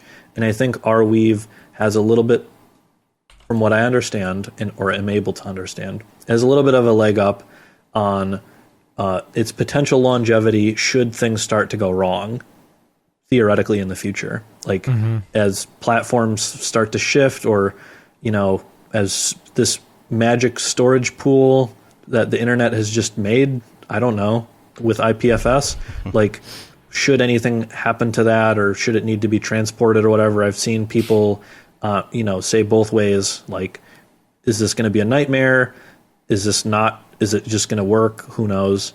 And I think there's something with how Arweave works that in theory should be better long term. So that's another advantage, that, you know, everything you mint through Manifold goes to Arweave instead of IPFS, which would be the default that something on like OpenSea could go to. And that's not even necessarily a default. If you just list something on OpenSea, by default the metadata does not get frozen, which means that like it remains editable, and because it's in that editable state, it never really gets sent to IPFS and like basically just like frozen, and like the file gets uploaded with the description and everything attached to it. It's sort of in this like limbo.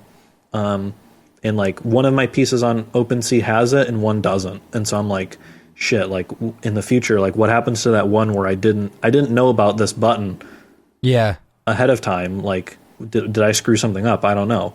And so thankfully, if once I get set up on Manifold, I'll be able, now that I know things a little bit better than I did a month ago, I'll have a do-over, and like hopefully I'm set up a little bit better for the future. That's cool.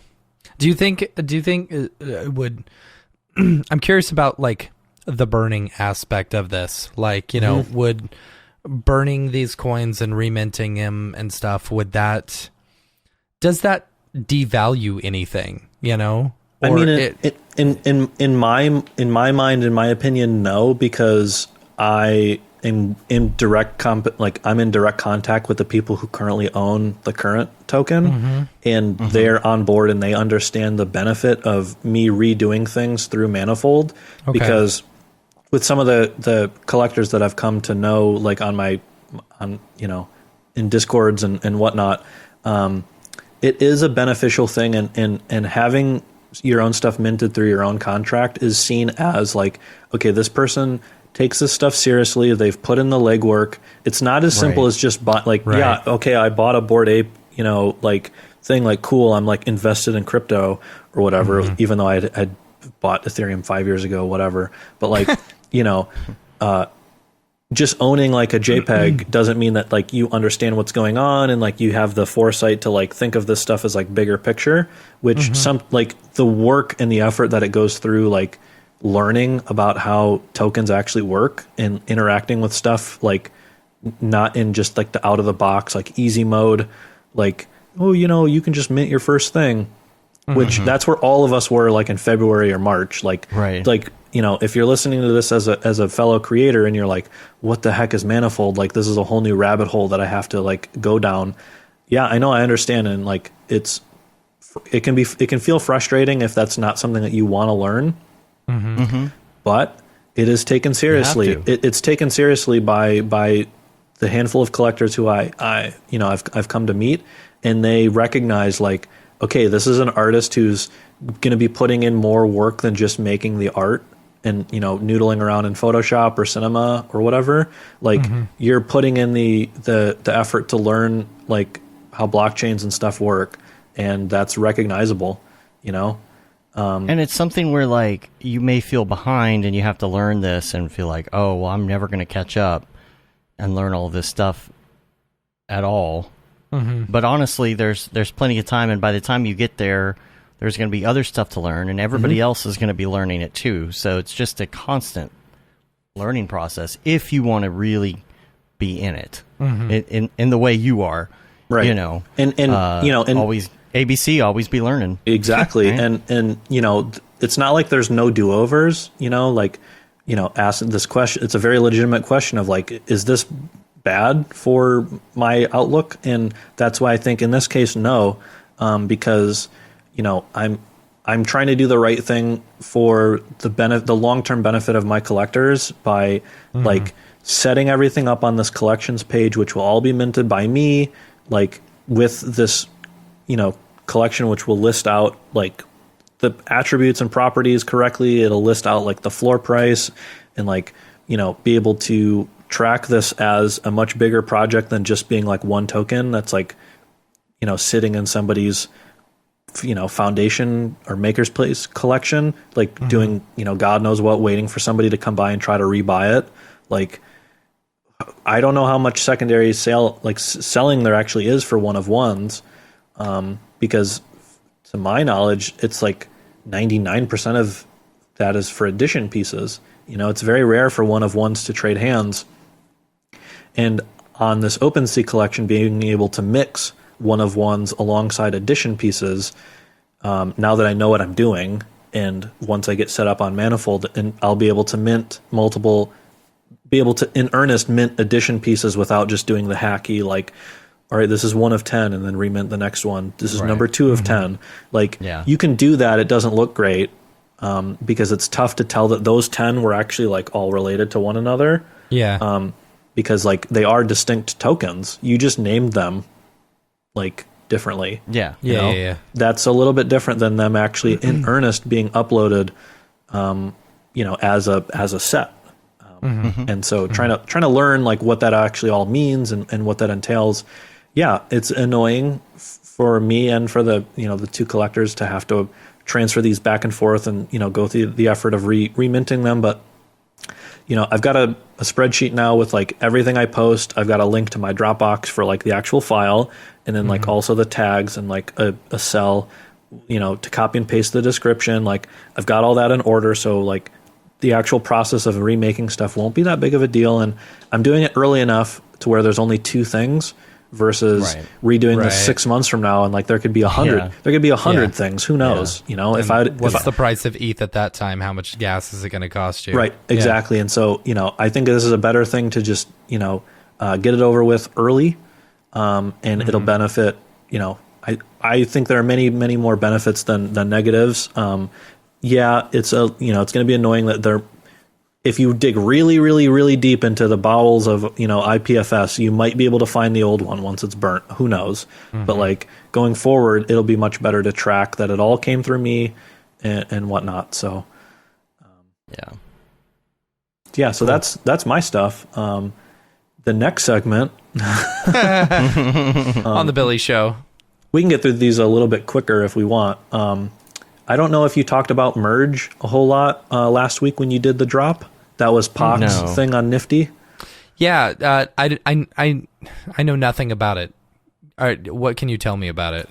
Well, I think a good amount of us, whether you're a fan or not, I'm somewhere in the middle personally of Pac and what they represent. The art itself is not necessarily super crazy. These are like fairly diffuse white little spheres. Sure. But the idea is you buy one of these little mass tokens, and it's just like basically like it has like one, I don't know, just to use like video game terms, it's got like 1 HP, like 1 health point. If you buy 2, it's got 2 HP. And like over the more you buy, you would get a bonus. So for example, if you bought 10, you would get 1 extra. So you'd wind up with 11. Oh, okay. And discount. Okay. If you buy 100, like right there, that little formula, if you have 100 of them and then you buy another 20, it'll combine and it'll be 120. So like you're not going to have multiple mass tokens in your wallet. Should you buy multiple, you'll have one that represents the quantity of mass that you bought, which is very different than what an NFT, what we've thought of. And this is very on brand for Pac. Like with cubes, which was a big drop in like April, maybe. I think it was like there was 1 cube and then there was like 5 cubes and 10 cubes and whatever. Again, very simple artwork, just like kind of clay, diffuse white, whatever, very simple animation. But if you bought cubes, you could then send them to another website, burn.art, and it would destroy that token, and in return you would receive Ash, which like $ Ash, which is a new coin, which has its own like you can buy and sell and whatnot, and there are other utility sort of things, other drops that Pac has done where you can only buy it with Ash, and Mass or Merge, whatever you want to call it. This recent one is still unfolding because the tokens. They were on sale from, was it Thursday to Friday or like Wednesday to Friday, whatever, last week. They haven't been minted yet because like I think 260,000 of these tokens were minted. If you keep scrolling, you'll see. But basically the gist of it was the more of these tokens that people buy, they will lump together. Oh my gosh! They'll lump together. Many? Yeah, I know exactly. They'll lump together and. There's a leaderboard, and whoever is on top of the leaderboard with the most quantity of mass is considered the alpha. And what that really means or what that will do is still undetermined. With Pac, a lot of what you're getting is like, what is a token capable of doing? Like, what does it even mean? Like, what does an NFT even mean? Like, it's never the same, pushing, this is even way bigger brain stuff than whatever I was just talking about with like contracts. That's like $150 million. $153,199,550. Well, the price changed a little bit because if you every couple hours it got more expensive to buy them. So like initially they were 300, and so I want to say the final sales total I've seen like 92 million or like 101. Either way, crazy. It topped itself as the biggest NFT release. So now Pac has 2 of the 3 biggest NFTs, I think, with Mass being 92 mil. I think Poets, which was a one that happened a couple months ago, where it was like you would buy a Poet, it wasn't revealed, and then they were all revealed, and they kind of looked like AI painted, sort of like portrait, like old Renaissance painting stuff. And then in addition to that, you would buy Pages, which was like basically a token that you could apply to your Poet, and then that Poet would write a poem. And so now there's like this whole marketplace and mechanic of like, if you have a Poet, your AI painted Poet, you want to buy Pages and apply those pages so that Poet writes like stories, and then like that Poet might become a famous AI writer at some point. Like crazy. Poc is so far ahead of everyone. It's so big brained. Like every project of theirs redefines what these contracts, what these smart contracts, and what these tokens even mean. And you know, I wasn't a super huge fan of like earlier in the year they fractionalized the painting of the creation of man, like that old, you know. Yeah, I didn't love that. Michelangelo, and I liked it. Was an interesting experiment because it was like which pixels are people going to pick of the painting, and of course it was like the fingers touching and like the face and like the groin, because it's the internet, why not? Because reasons, right? Yeah. So, but like picking that artwork specifically because it was like an old and recognizable artwork that is probably not copyrightable. That's the part I didn't necessarily like, but like the stuff with like Mass and the cubes and Ash, Poets, like all of this is super, super revolutionary and is pushing forward.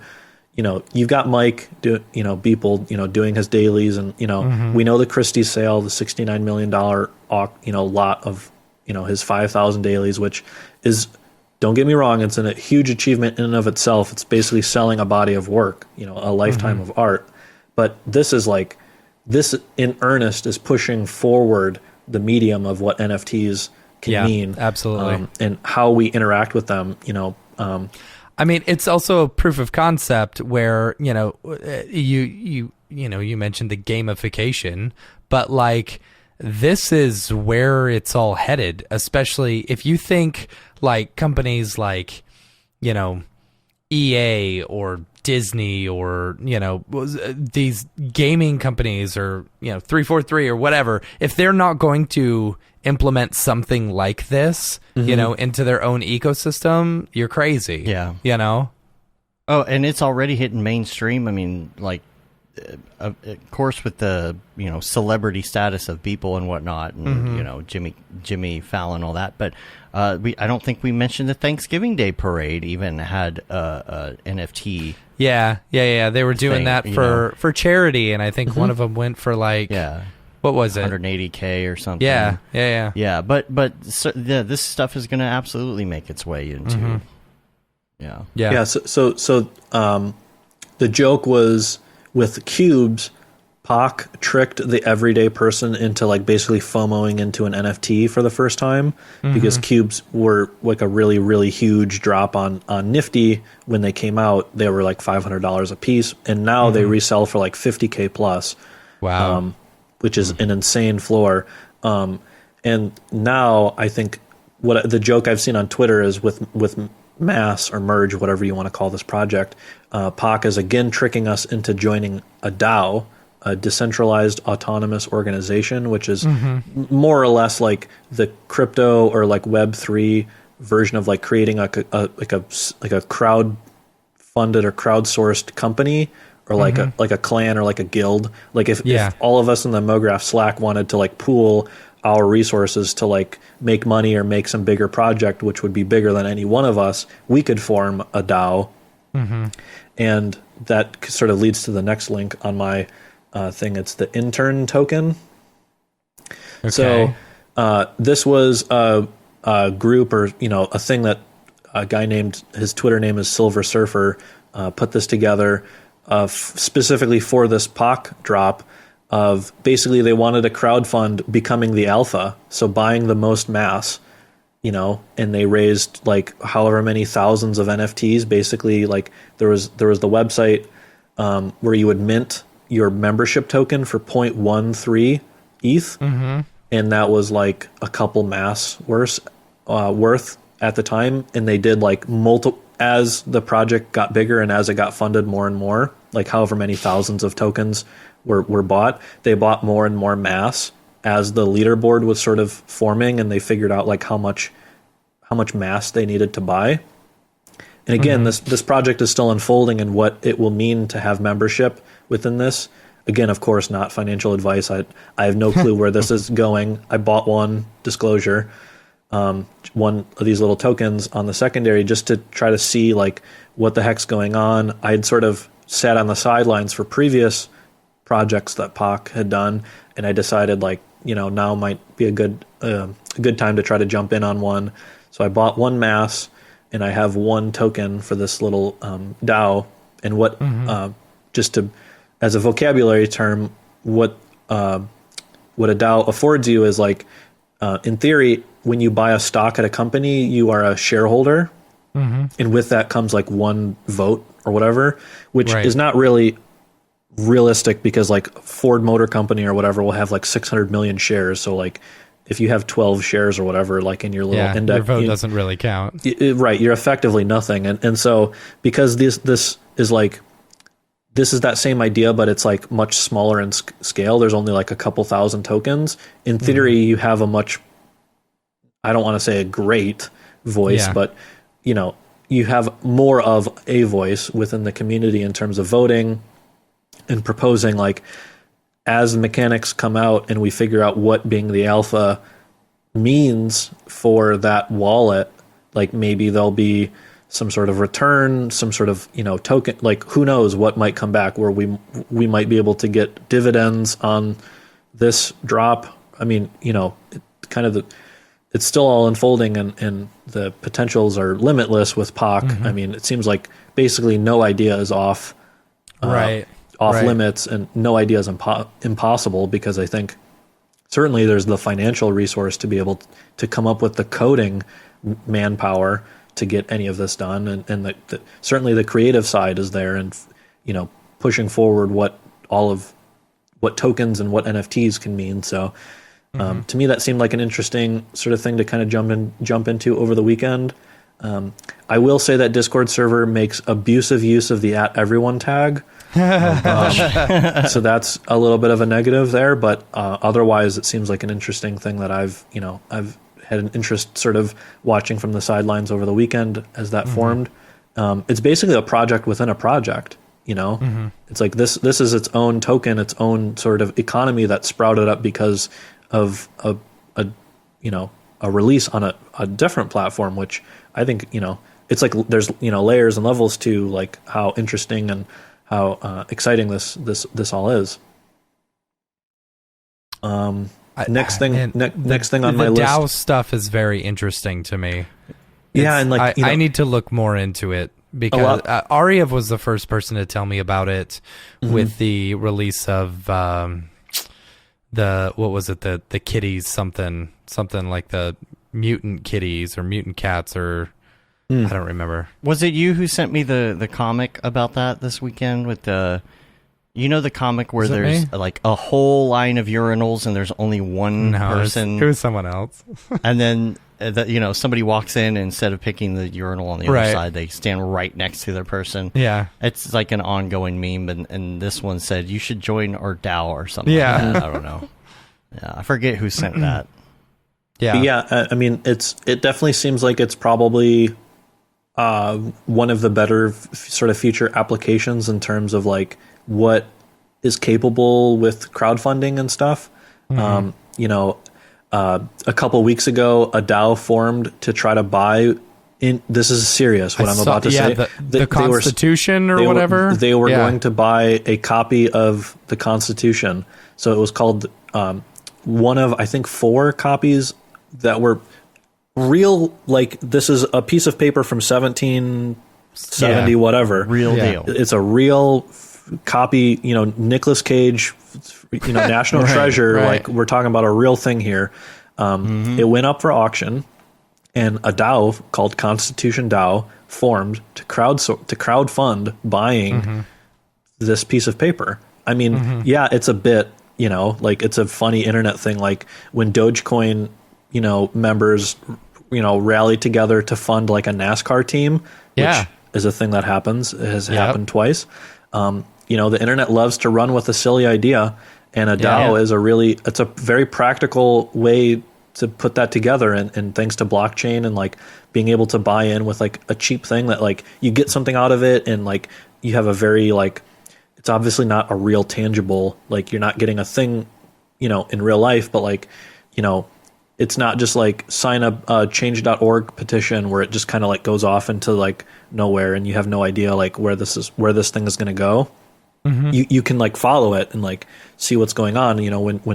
When Constitution DAO forums and it makes itself a Discord server, and then all of a sudden, unfortunately they lost the bid.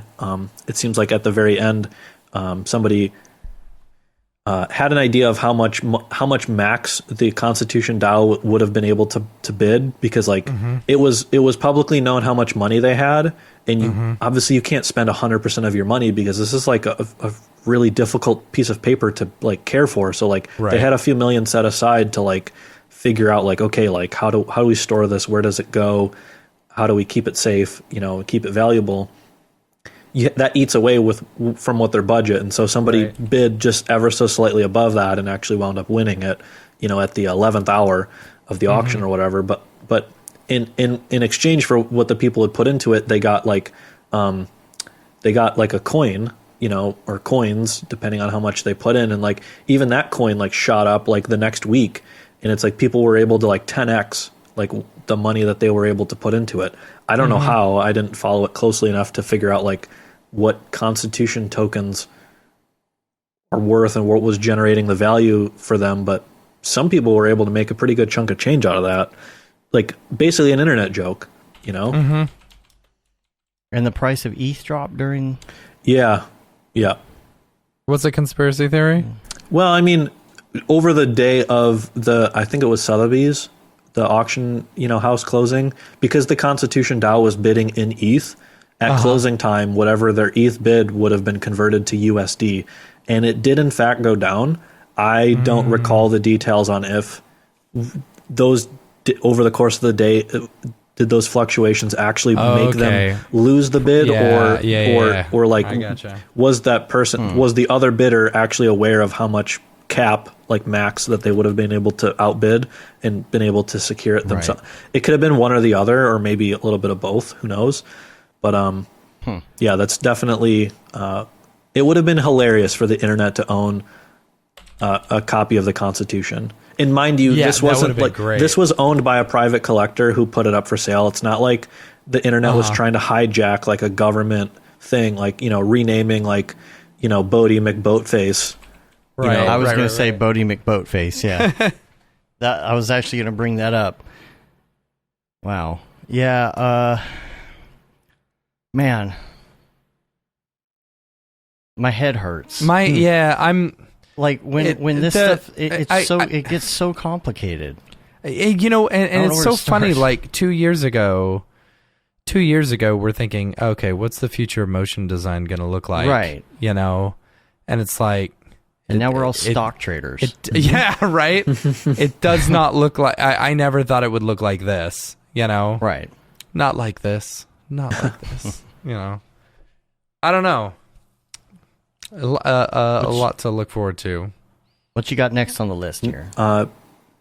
Speaking of historical stuff, this last week, CryptoPunks versus Bored Ape Yacht Club kind of became a little bit of a war on Twitter. Interesting. I own an ape, and it would be cool to own a punk someday, just because of the historical.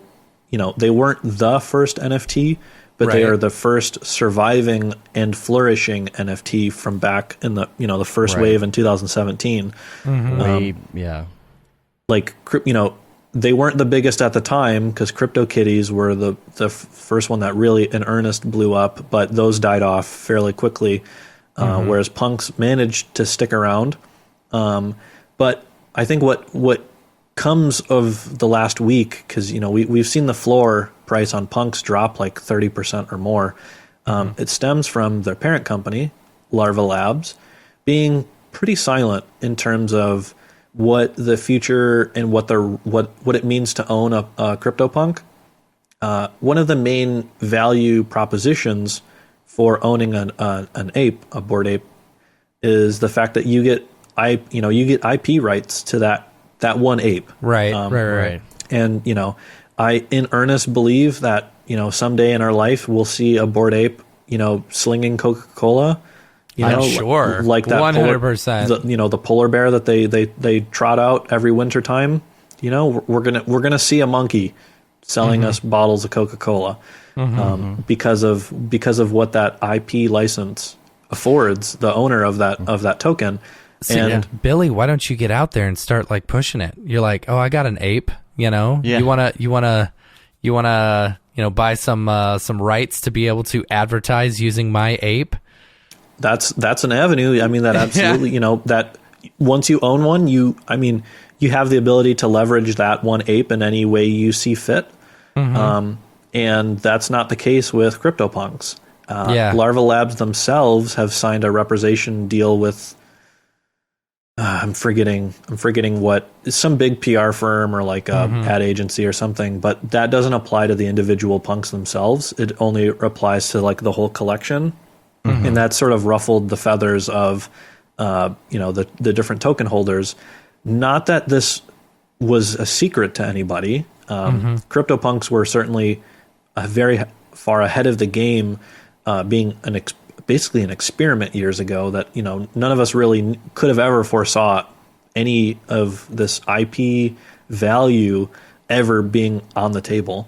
Right. But the fact that they, as a company, have been silent or have not wanted to retroactively apply that, I think has bummed out a lot of people.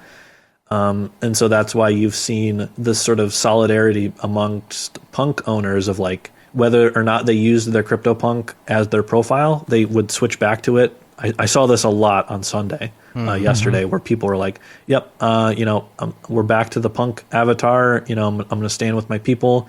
Even if this goes down to zero, people recognize that like the floor price of CryptoPunks shooting up in April and May of this year is really what spurred a lot of this, 10K profile picture stuff. Right, of course, Bored Apes themselves coming out at a really fortunate time, and with very good founders who have acted very well on a proposed roadmap, and they've achieved a lot.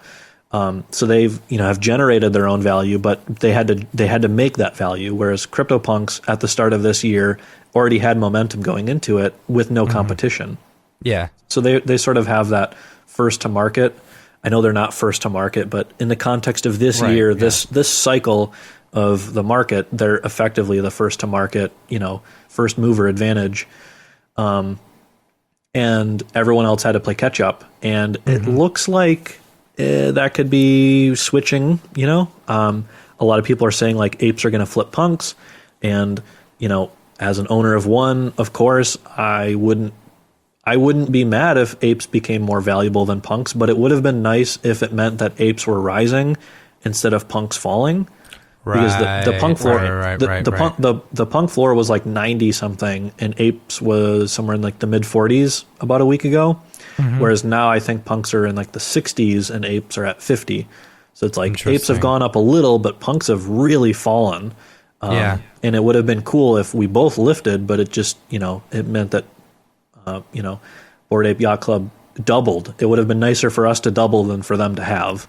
Because that money benefits everybody, as people are buying and reselling and shuffling assets around, there's some amount of like kind of trickle down between projects. You got CryptoPunks, you get priced out of that, then it's like, oh, I want an ape. You get priced out of that, then you're like, all right, well, I'll get like a cool cat.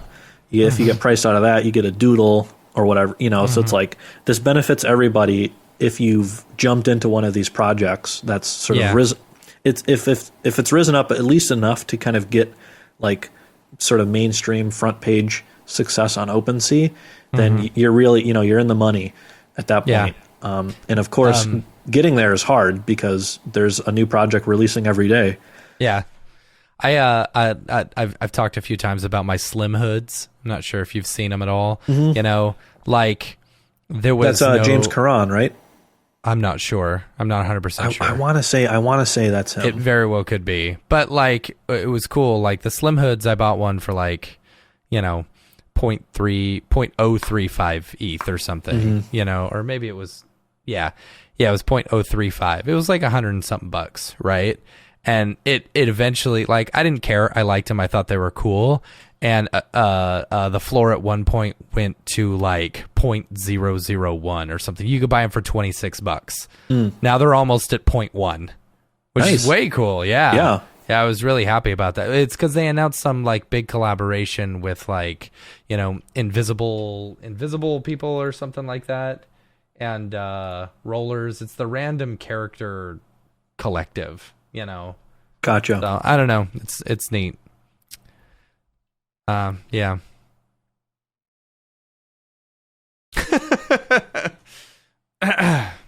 Billy's looking for his next note. I got it right yes, here. It is. Oh no, James. I was responding to somebody in my Discord asking if they'd be able to watch later.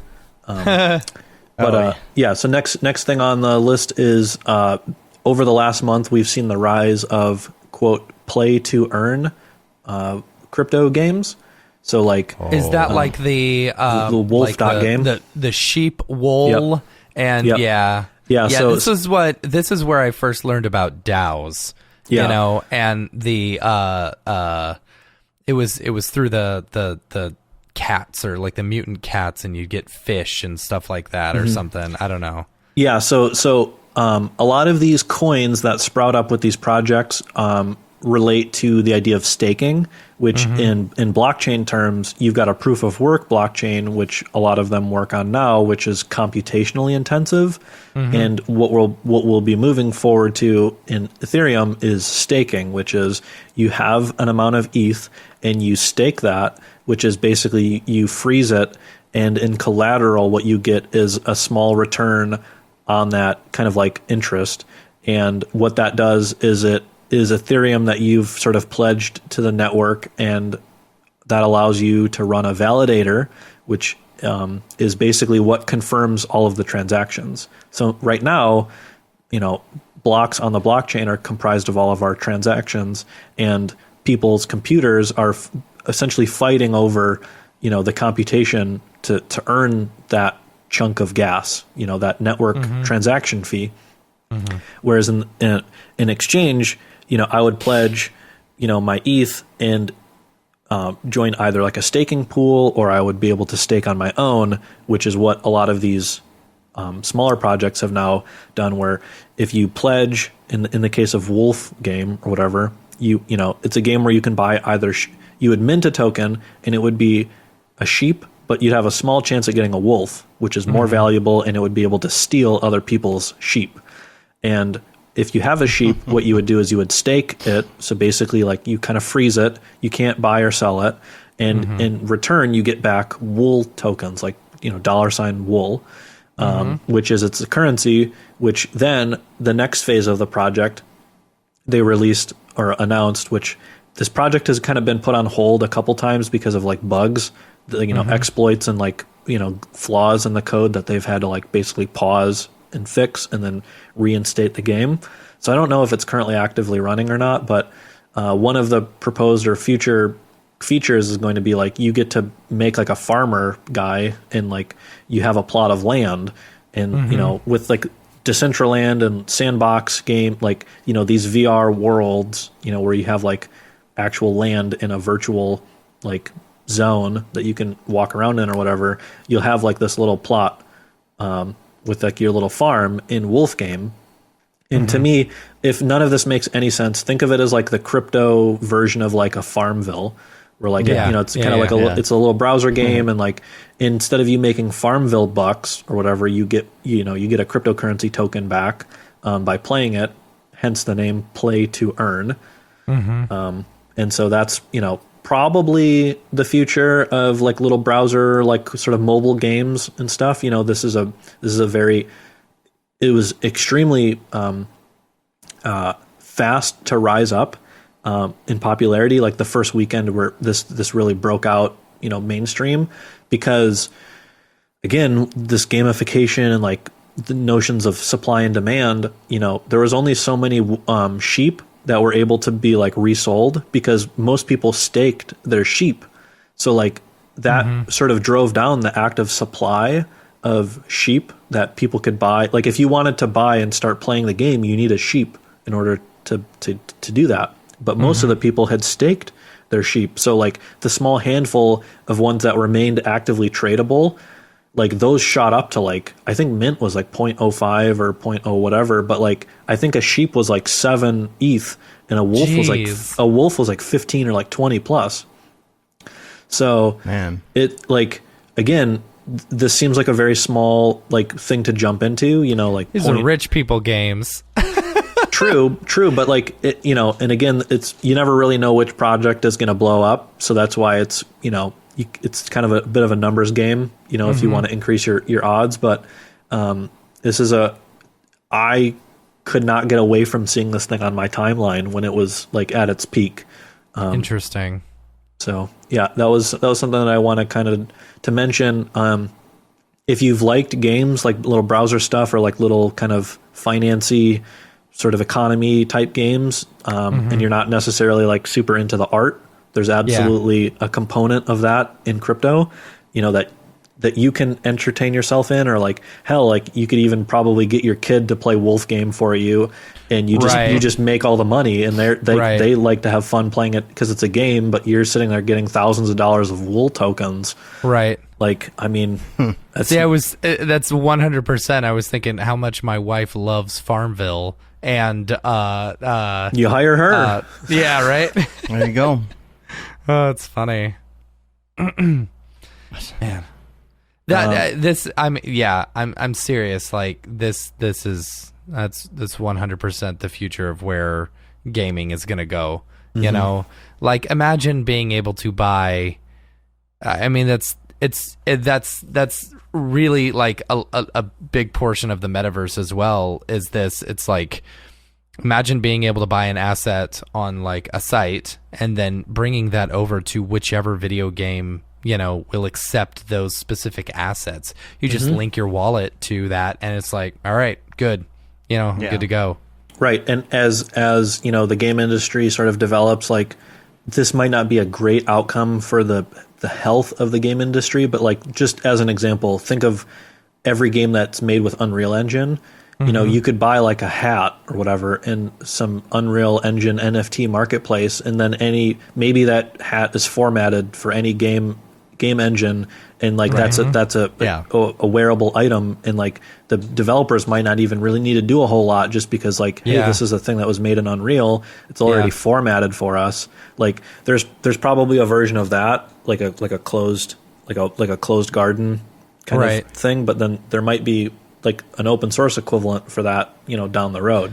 Like you're buying a GLTF or whatever file, and that one, GTFO file, and it's like, okay, that one can be incorporated specifically because they can accept GLTF files. Yeah, exactly. So, like imagine buying your dead mouse, one of the dead heads or whatever, and one of the heads, and then because you've got you can wear it in Halo. You can wear it in Halo, right? You'd be a terrible target, but and you can wear it in Halo. And as distraction, as 3D artists, we have the ability to make that content. Yeah, absolutely. I years ago I was much more into playing like modified versions of PC games like Fallout or whatever, where you can add all kinds of equipment and like super awesome stuff. And if you were like a hobbyist 3D artist who wants to make like levels or like little mods or whatever, there's very realistically a feature here where you make your little rifle model as a GLTF or whatever, and that thing could be uploaded and could be mintable and used cross-platform between games. I'm not smart enough to figure out how to do that. The cool thing is, like, I mean, once say you mint it, you own it, you're able to bring it into your own game, and then you can also resell it. That's the great thing about the smart contracts. Yeah, Francisco is saying Nike with Roblox is Roblox being like a younger audience sort of skewing game, but having a very real brand partnership with like a real brand. Mm-hmm. Yeah. What else you got for us, Billy? Anything else? Next thing, still in the gaming world, over the weekend, yesterday, Bored Ape Yacht Club was going to be releasing a mobile game, kind of like Give me 1 second, guys. Someone's at my front door. Oh. So like their little mobile game was like kind of like a top-down shooter. Like think of like Contra or like whatever your old, 2D like top-down shooter. Grand Theft Auto 1. Yeah, exactly, right. So like, you're playing as your little bored ape and you're fighting enemies with like, bananas and whatever other items.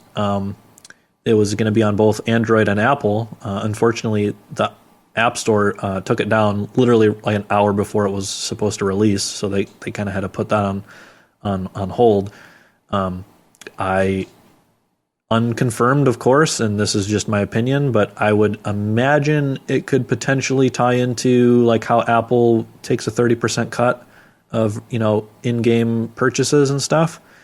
The fact that this is like a app that ties into NFTs and there's no revenue directly through the app itself, I don't know what the monetization scheme was, but I could very realistically see that being a problem to an app store that would want a percentage cut. And that could have been one of the reasons that the plug got pulled on that. Unfortunate, because they had like a bunch of prizes, like the top 100 or top 500 or top 30, top 1, whatever. There was all these different prize pools of like, I think the number one winner for the game would have won like a mutant ape like car, like a modified car, like a pinball cabinet. I thought the pinball was the first place, and then the second place was like a 96 Honda Accord. Yeah, so I think first place winner could pick between 96 Corsica. No, that would have been great, right? But then there was other prizes for like top 30, top 100, whatever. Unfortunately, all that's been put on hold thanks to Apple. So we'll see. Hopefully, they can get back on track with that. I know the Yuga Labs team, that's the originators of Bored Ape. They're hard at work and they're a smart team, and I'm sure they'll be able to overcome it in time. But I joked in the Discord yesterday. I said anyone who can afford an ape can afford a cheap burner Android phone. Right. And we can get this game. We can get this game back on track. Yeah, I'm sure that Apple is probably trying to figure this thing out at the moment. Yeah. I'm sure that the Apple's trying to figure out, okay, where do we fall in here? How are we going to do this? Where does crypto they're certainly coming up with a game plan, but, they probably won't release anything for years to come. Probably, most likely, yeah. So an unfortunate casualty of being early, because it seems like they had their game approved in like the test version of Apple, like App Store stuff. Like it was working, it ran. It just unfortunately when they went like literally an hour before they went to send us the download links for the games, they announced in the Discord that Apple, without any notice or explanation, they pulled it. That was a bummer. Yeah. So next thing on the list is another interesting, weird project. Again, leveraging kind of the future of what crypto and art and AI and staking and tokens. Where can I see this list, Dave and Billy? It's on Notion. Is it on under Notion? the episode? Okay. Yeah. Cool. So it's called Botto, Botto. I've heard of this. Yeah, so it's like an AI art painter thing. I've talked about it in the Discord a couple times because over the summer there was like a snapshot, which as a term is basically like, somebody will mark a point in time, and if you had a certain asset in your crypto wallet, then at that snapshot you're basically included. And what happened was they made this token and they snapshot users for like art glyphs, Bored Apes, like a handful of other notable projects over the summer. And so having owned my ape from like the second day I got some of these tokens, and what it affords you the ability is to go to the website, app.botto.com, and you basically get to vote on, like, you're essentially either upvoting or downvoting this like AI generative art. Think of like, Google Deep Dream mixed with, like a Renaissance painter or whatever. And so Dave, if you can pull up the little Dropbox video, I did a small little screen recording of using it. So this is kind of the website. When you go to it, you can, I clicked on the wrong one, but if you sort of go through the video, you can start to learn more about what this project is. And over time, basically the art gets decided, and they sell this art on Super Rare. And Botto has made a number of quite successful sales on Super Rare, and it's all basically what art it's making is decided by these upvotes. As a holder of Botto coin, you get like these little voting points, and like there's a little slider at the bottom where you can weight how many points you want your vote to go in. And here I'm basically just like upvoting one of these by either hitting left or right on my keyboard. But what's crazy is they're all so good. Yeah, they're all really, really cool. And in theory, over time, this thing will sort of develop a style based on, the community's voting patterns. And, you vote on a couple of them, and then you kind of submit your vote, and it takes your voting tokens, that way, like, it's a transaction or whatever. But it, in that case, voting doesn't cost any gas. But like, when you get airdropped those tokens based on the snapshot, I decided to stake them so that I could participate in the voting component of this. Otherwise, I could have just sold them. I could have just sold the tokens on Uniswap. But I think at the time I got them, it was like $1,800 worth if I would have just like sold them, which was just free. Just, like a couple weeks ago, there was the big airdrop for people who had ENS, like your Ethereum domain. There was that big airdrop. Again, airdrops and like tokens and staking, all these weird, funny terms, but they're means to participate in this kind of future of crypto and the future of the internet and the web and stuff. And I genuinely think if you spent all day long on the internet finding these things and tokens and looking up like who's going to have an airdrop, I honestly think you could make like a good salary just doing that, like not even working like a normal job. Because just there's so many of these projects kind of like launching and getting off the ground, that the value of these airdrop tokens is pretty substantial in some cases. People got tens of thousands of dollars just for holding their Ethereum domain. Yeah. And like for me, the Botto thing, I thought it was pretty cool because like as Botto, the account sells things on Super Rare and it gains ETH. Essentially what it does is it buys the token back off of Uniswap and then it burns those tokens. So over time, the quantity of Botto currency will go down as Botto sells more and more artwork. So that means, in theory, of course, all of this is in theory because we're talking about the future and like what prices might mean in the future. Right. But in theory, the circulating supply of this coin will go down, which means that the amount that I have will increase in value.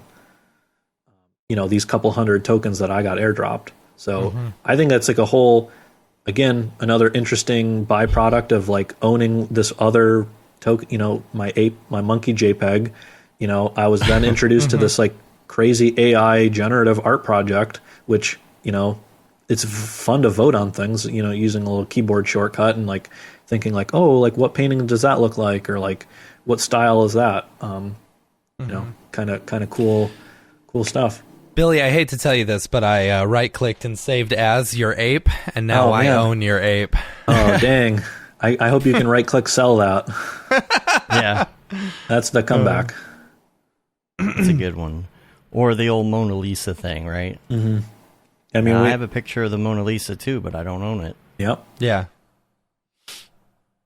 You got some NFT influencers to check out? Yeah, so kind of, bringing us towards the end here of the list, I got a couple accounts. If any of this was interesting and you want to learn more, or kind of just, if you want to know who I follow, of course, you can just go to my Twitter and look at who I follow, of course. Mm-hmm. But I picked out a couple notable accounts.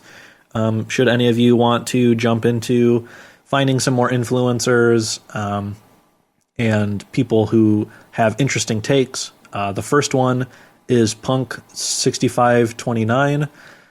This is a fellow, I think from following him long enough, I want to say this person's in the UK. But what they're notable for are these very long threads, really well written and like thought out, basically like a thesis, like one or two of these threads per week. And they've done many of them. I've seen threads for NFT security. Recently, there was one for NFT photographers specifically. And there are other ones like, for example, onboarding your family to NFTs, onboarding newcomers. So I linked a couple of those threads specifically to you. So this one is, oncoming newcomers to NFT Twitter. This one's kind of like a vocabulary list, which, it starts out a little bit more surface level, but, these are long threads. Some of them are like 60 tweets plus, but there's a lot of good stuff in here. If you follow this account over time. Fred. Mm-hmm. That's funny. No, this is great for somebody who's just starting out, Yeah. Mm-hmm. The vocab. Yeah. Getting up to speed and jumping into this culture, it can seem daunting, the three of us have, been following it and, obviously knowing artists like, Beeple and whoever, over the years, just knowing them as artists and then watching this NFT stuff explode over the last year and a half, we kind of had a front row seat to it. But if you think of the context of like a lay person who knows nothing about animation or design and has no entryway to what any of these words mean, this is a good resource. So the next thread from Punk6529 is a thread about NFT security. Cool. And this is a deep dive. This is like if you want to build Fort Knox and you've got like, multiple separated seed phrases that are like all over the country or all over the globe in separate places, and like you have like tens of millions of dollar like NFT vault, all the way down to like I want to buy a ledger, like a little hardware device. Cool. It runs the whole gamut. So I know you guys wanted to talk to me a little bit about crypto security. This is a really good thread if you want to make your way through it up until kind of like the really, really deep, like where it goes like, off the deep end into like, nuclear Secret Service level Fort Knox type of security. Certainly your everyday user doesn't need to go that deep. But just as like, to refer back in the show notes or like the links, that's a really good thing for, viewers or, the audience to reference. But that, we can sort of open to a conversation about, my outlook on some of that stuff. If you guys have questions, of course. I mean, I don't know if you want to talk about it now or here in a minute. Let's talk about it in a minute, but we'll briefly touch on some of the security stuff. I've been moving all my stuff over to an authenticator app. That's the number one thing that I feel like people can do in order to, protect themselves, at least the first step. Yep, absolutely. So to brush up anybody who might not necessarily know, when you sign into a website, of course, you have either a username or like a email login and an associated password. And for most websites, your Facebook or, maybe not Facebook's a great example, but something low stakes like you signing into Pinterest, for example. There's no money involved in Pinterest. It's not necessarily something that you would perceive as being high value. Let's just start there. You got your username, your password, and that's probably it. You don't really need a whole lot more. Of course, ideally, you want unique passwords for every website, and using a password manager like Google Chrome has a built-in password manager or something like LastPass or whatever, where it will generate passwords for you and save them, onto the device or into a cloud or some sort of closed service, is much better than just you using one generic password that you as a human have the ability to remember. That's very bad practice. Just using a password for multiple things. And of course, using that with any service that ties into money or ties into any other sort of security or backup or authentication stuff. So the next level up from just having a password is using some form of two-factor authentication. Receiving some sort of code or some sort of verification procedure that upon signing in, you need to do this additional step, hence the name two-factor. You try to log in, that's your first step, and then this authenticating is the second step. It is not a good idea to use SMS, which is like text message-based codes. Right. Because, as we've learned from David Aria's incident. Right. Unfortunately. Yeah. So a couple weeks ago, our good friend of the show, David, he fell victim in no way of his own wrongdoing, no mistake made on his part. Right. If a malicious person knows what phone provider you have and they know your phone number, in theory, what they could do is find a store. This is, say, Verizon, was one of the larger phone carriers here in the U.S. You go into a Verizon store, you know the person's phone number. You walk in, you say like, "Oh my God, I'm here traveling. My mom died. Back home. I urgently need to get home and book a flight, and I lost my phone. Can you get me a new phone and a new SIM?" And they reissue all the new same stuff, so that way it's you, and you can get back in contact with your loved ones or whatever, and you can get back home. That's a very plausible, very easy story to come up with, and as long as you can act dramatically in a store or on the phone with one of these customer service reps, probably 99 times out of 100, they will issue you that new SIM card. And through that allows you, the malicious actor, to intercept these login codes. So, for example, you got your Gmail, and which is a high value target, of course, an email address that more stuff is going to redirect to is a very valuable target. So you find the username, you get the password. Your next means to get into that account is to defeat the two-factor authentication. And in the event of the person having their phone number set as that means of two-factor, well, you now have their account because you have their SIM card, and you can receive that call or you can receive that code to your device and not, the real account holder. So that's why using SMS or phone-based when I say phone-based, I mean the phone in a phone's sake, like it's making phone calls, it's sending out messages. Because the proper or the more robust way is an authenticator app that runs on that phone. Yeah. So only that phone. Right, only that phone. So much the same way that we as, people who have MetaMask or some sort of crypto wallet, you have your seed phrase written down, which allows you to regenerate that wallet should anything happen or should you lose access to a device. You basically get brought back up to speed, and you get to make a duplicate of that login. A password manager such as Authy or Google Authenticator has that same seed phrase. So you can download the app, you can install it to your phone, and in the event of signing into Nifty Gateway or your bank or your Coinbase or whatever, you got your username, you got your password, and then you've got your two-factor code, which is generated by that phone, only on that phone. And of course, you're susceptible to an in-person attack. There's no security measure that makes you impervious to all things forever in perpetuity.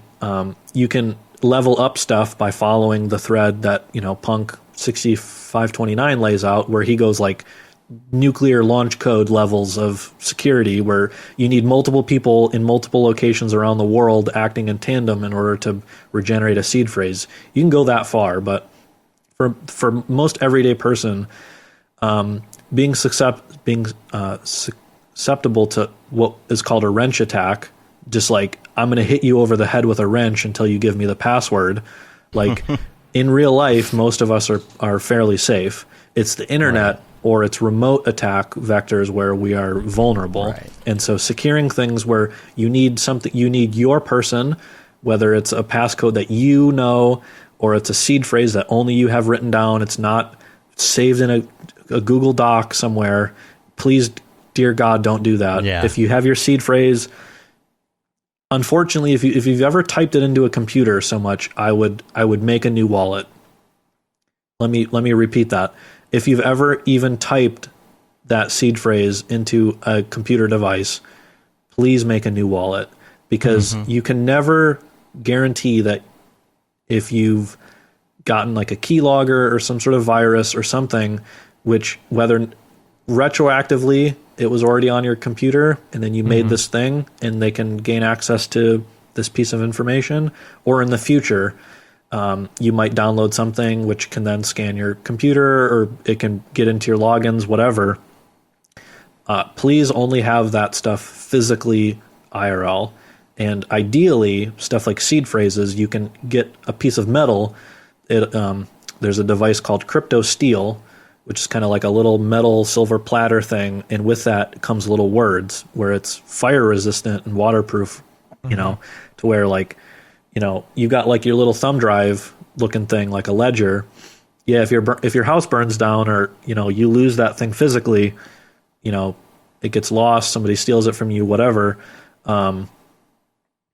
That is not compromised. You know, you don't lose access to that forever because you have this physical metal piece, you know, and it's just a matter of keeping that thing secure, which physically in real life is much more, you're much more hands-on in being able to keep that safe because there are fewer means to attack it.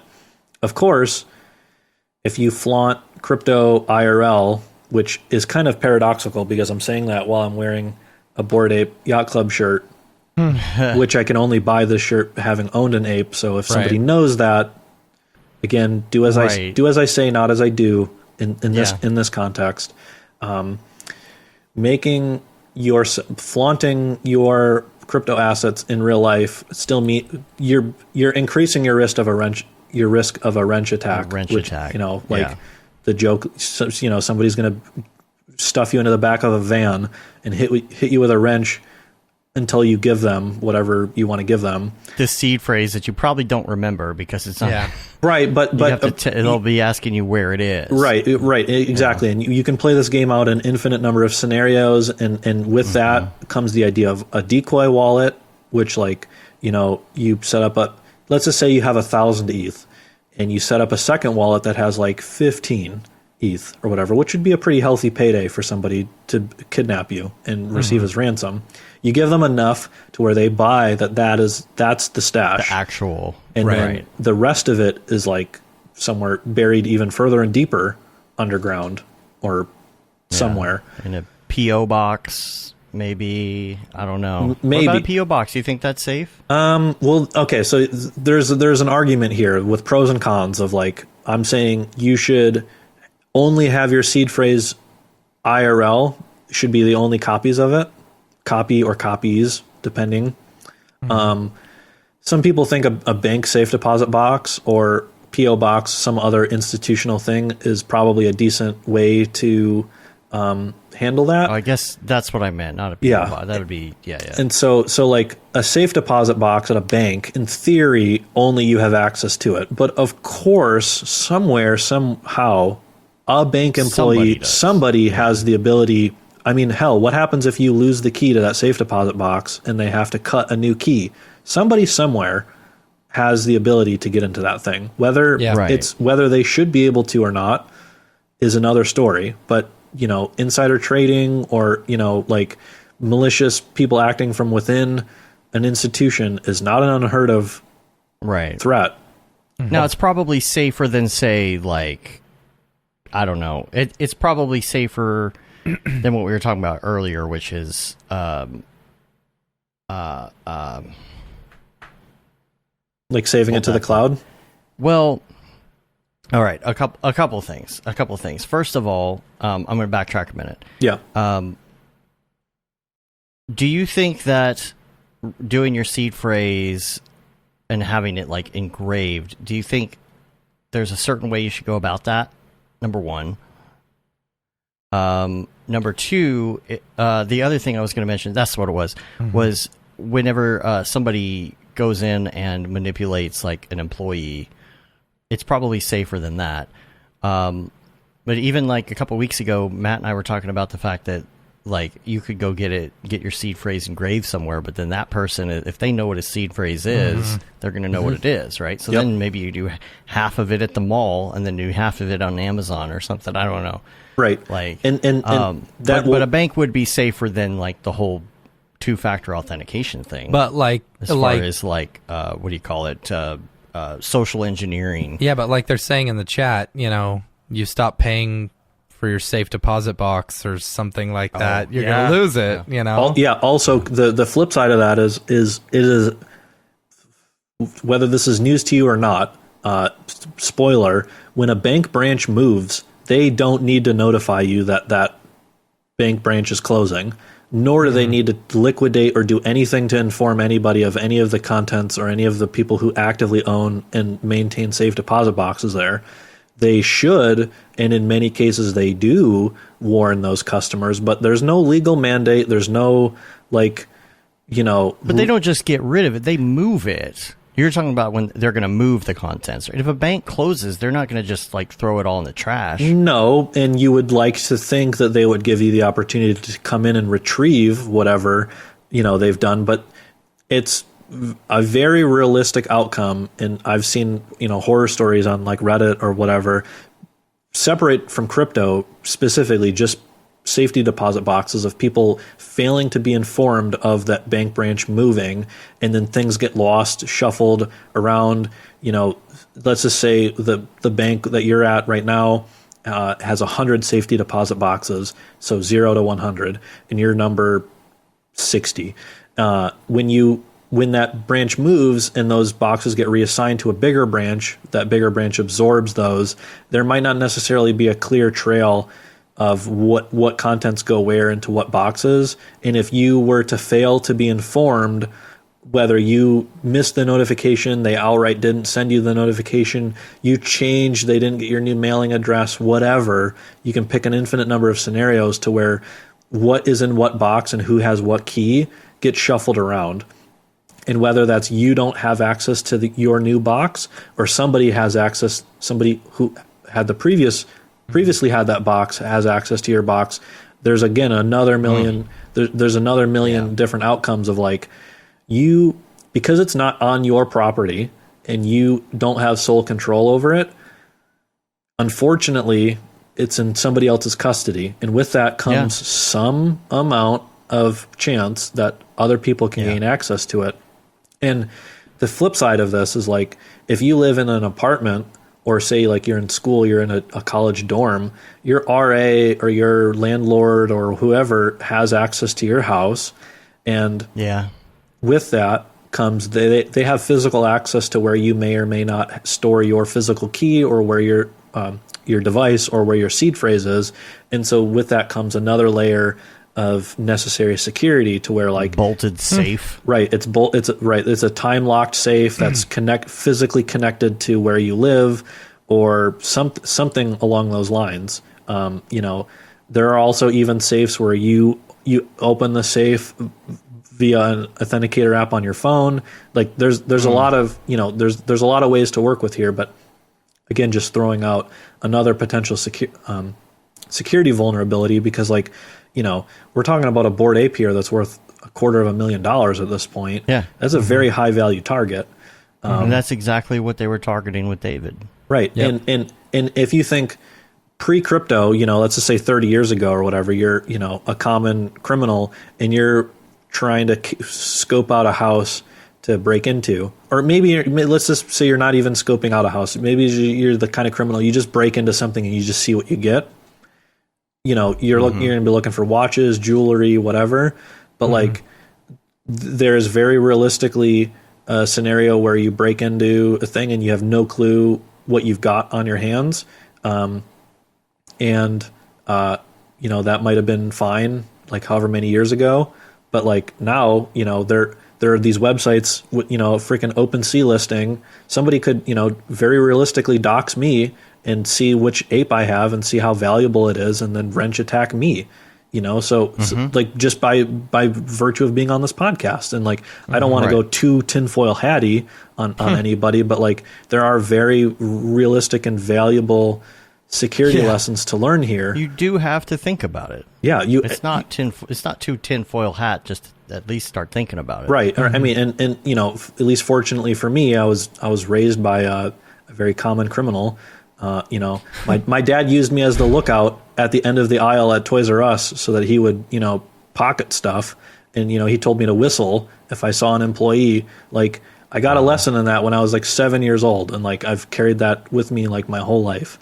So like, if it sounds crazy, it's realistic. When it comes to what means somebody might like go through in order to gain access to something that you have that you want to keep. And multiple layers of the right security that overlaps and complements each other well is very necessary, because there are an infinite number of ways to approach gaining access to somebody's stuff, you know, whether it's a SIM swap or whether it's a social engineering. Like, this is an example I can come up with right off the top of my head, but let's just say you started sending emails as if you were a producer at Buck, and it was like a link to a Google Drive, a PDF of like, hey, here's this artboard. Like, hey, you know, we want to bring you animator kid on this super cool job. Like, please download this link and look it over. And boom, it's a malicious file that's going to scrape, you know, a keylogger that's going to steal your seed phrase. Like, similar things have happened to our friends. Yeah, exactly. Like that. So like, you know, thankfully we crypto artists are coming at this from the art side, and the crypto people, sort of hacker, bad actor people, are not necessarily knowledgeable about the art side. So like, you know, that idea of what I just listed out is a very real and very plausible way to attack an individual artist. But thankfully, it's very low likelihood of that, like realistically becoming a threat. But it is very much a threat. I mean, think about how many people would jump at the opportunity to work with a big name studio and would very happily click on a Google Drive link. Check those email addresses. Yeah. Make sure they're coming from someone legit.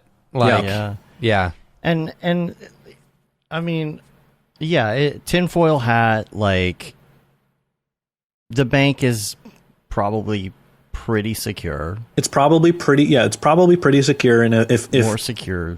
If you're in a shared living space where other people potentially have access to you, or have potentially unlimited time access. And what I mean by that is, like, it's very difficult to brute force your way into logging into like a device like a Ledger just by like the UX of it.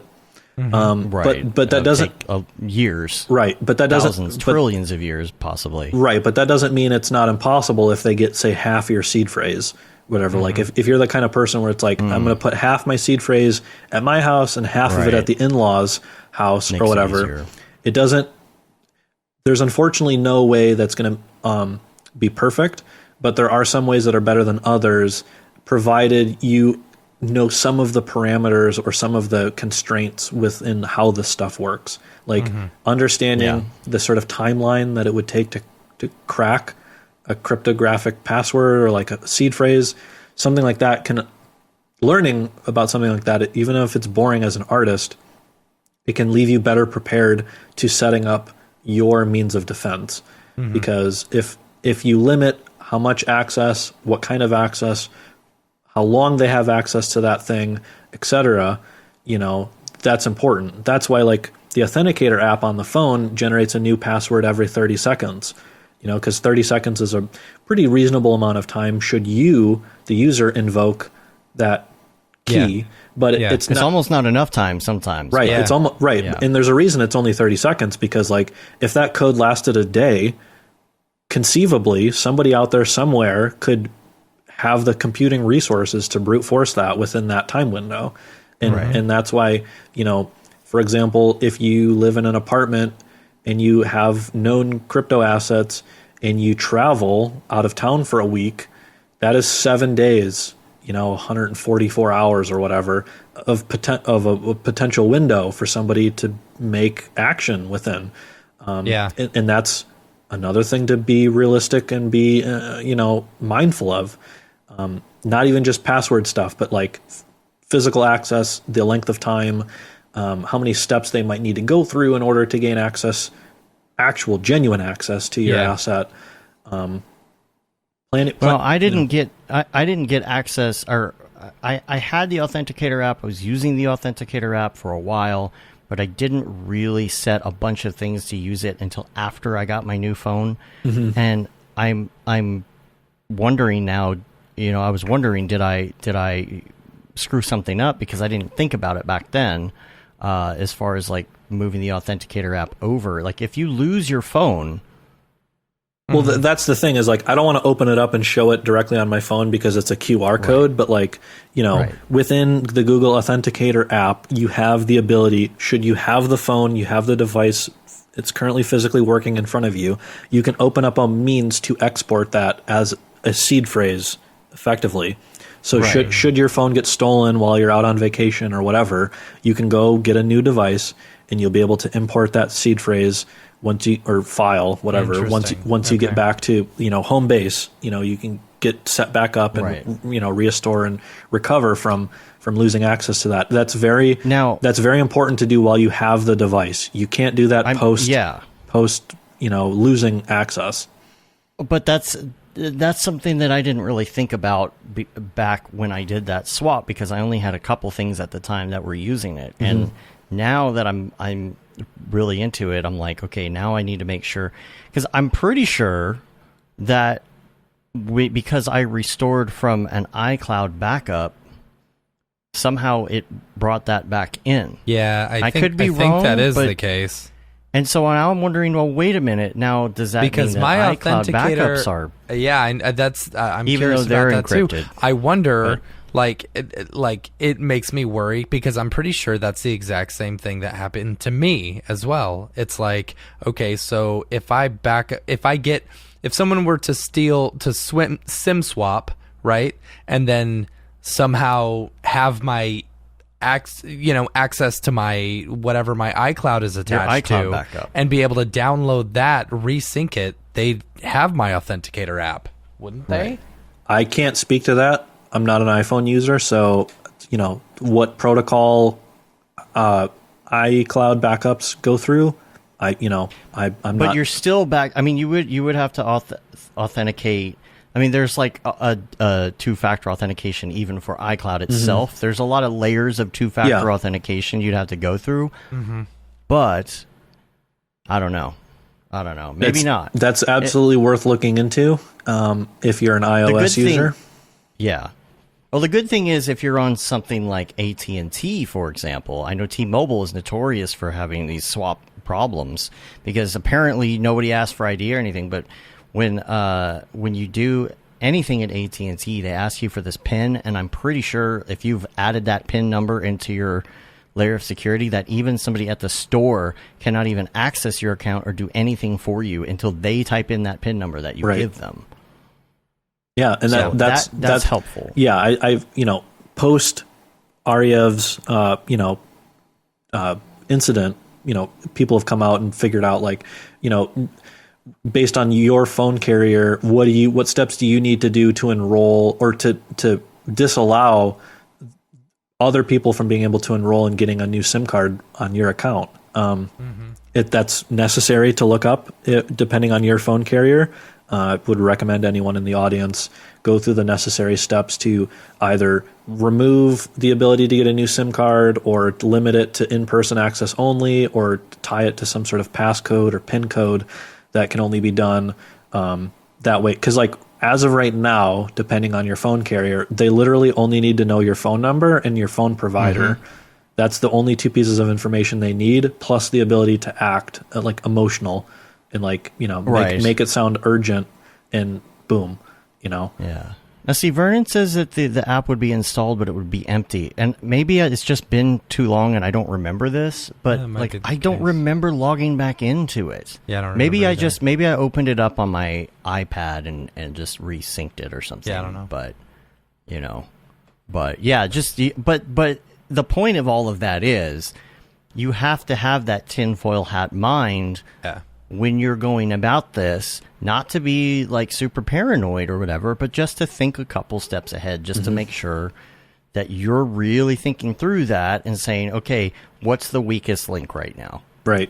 Because then oftentimes it's going to involve a human, whether that's a human, whether that's you, the human, or it's somebody who's acting on, you know, acting on behalf of a company that has, you know, custodial access to this information, this account, this login, this whatever on your behalf. You know, it's social engineering in one way or another, getting you to click on a thing or convincing somebody who has access to your thing to get into the thing. Yeah. You know? Yeah. Mm-hmm. All right. Well, we are coming up on 3 hours. Yeah, and I think Matt has to pick up his kid. I got to go pick up my kid here pretty soon. We'll go through real quick. So if you're an NFT photographer and not a Mographer, or if you have a photography friend, family member, whatever, Punk6529 has a thread for photography, getting up to speed, and sort of what components of NFT and photography are unique to that medium versus, you know, animated mediums that we work in. So this is an interesting thread. I think it's very easy for people to make the art relationship in their head of a one-of-one painting, you know, translates very good to an NFT. Photography is a little bit more nebulous. So, you know, interesting thread there. I would like to add this in because it just came up in our feed. Is this this tweet from Production Crate? Oh, that's fun. Oh, hell yeah! Showing them slapping on the sticker. Yeah, they've got some really nice assets. If you're not familiar with Production Crate, it's kind of like a CG Trader or Turbo Squid, whatever, where, you know, it's models, textures, HDRs, you name it. All right, so here's some other accounts you got too, right? Yep. So the last couple accounts. Giannis, his is at GreekDX. He's a pretty interesting takes on crypto stuff, crypto punks, whatnot. Looks to be arranging an NFT Athens thing. Like there was NFT NYC, so he's going to be putting together NFT ATH, which is an amazing abbreviation. ATH being like all time high, like a common crypto word. So NFT ATH, something to look at next summer if you're in Europe. Next person is Nathan, another sort of crypto influencer, whatever you might want to call it. That I follow. This is the guy that I was following along as Wolf Game was unfolding a couple weekends ago. This guy was like super big into it, and he was like really hyped up and like super amped up about it. And although I didn't participate in Wolf Game, sort of living the experience through him as he was like kind of live tweeting as stuff was unfolding, that was an interesting. I found value in following him for that reason. Next person is Tropo Farmer. So he's kind of like the Bored Ape Yacht Club equivalent of that.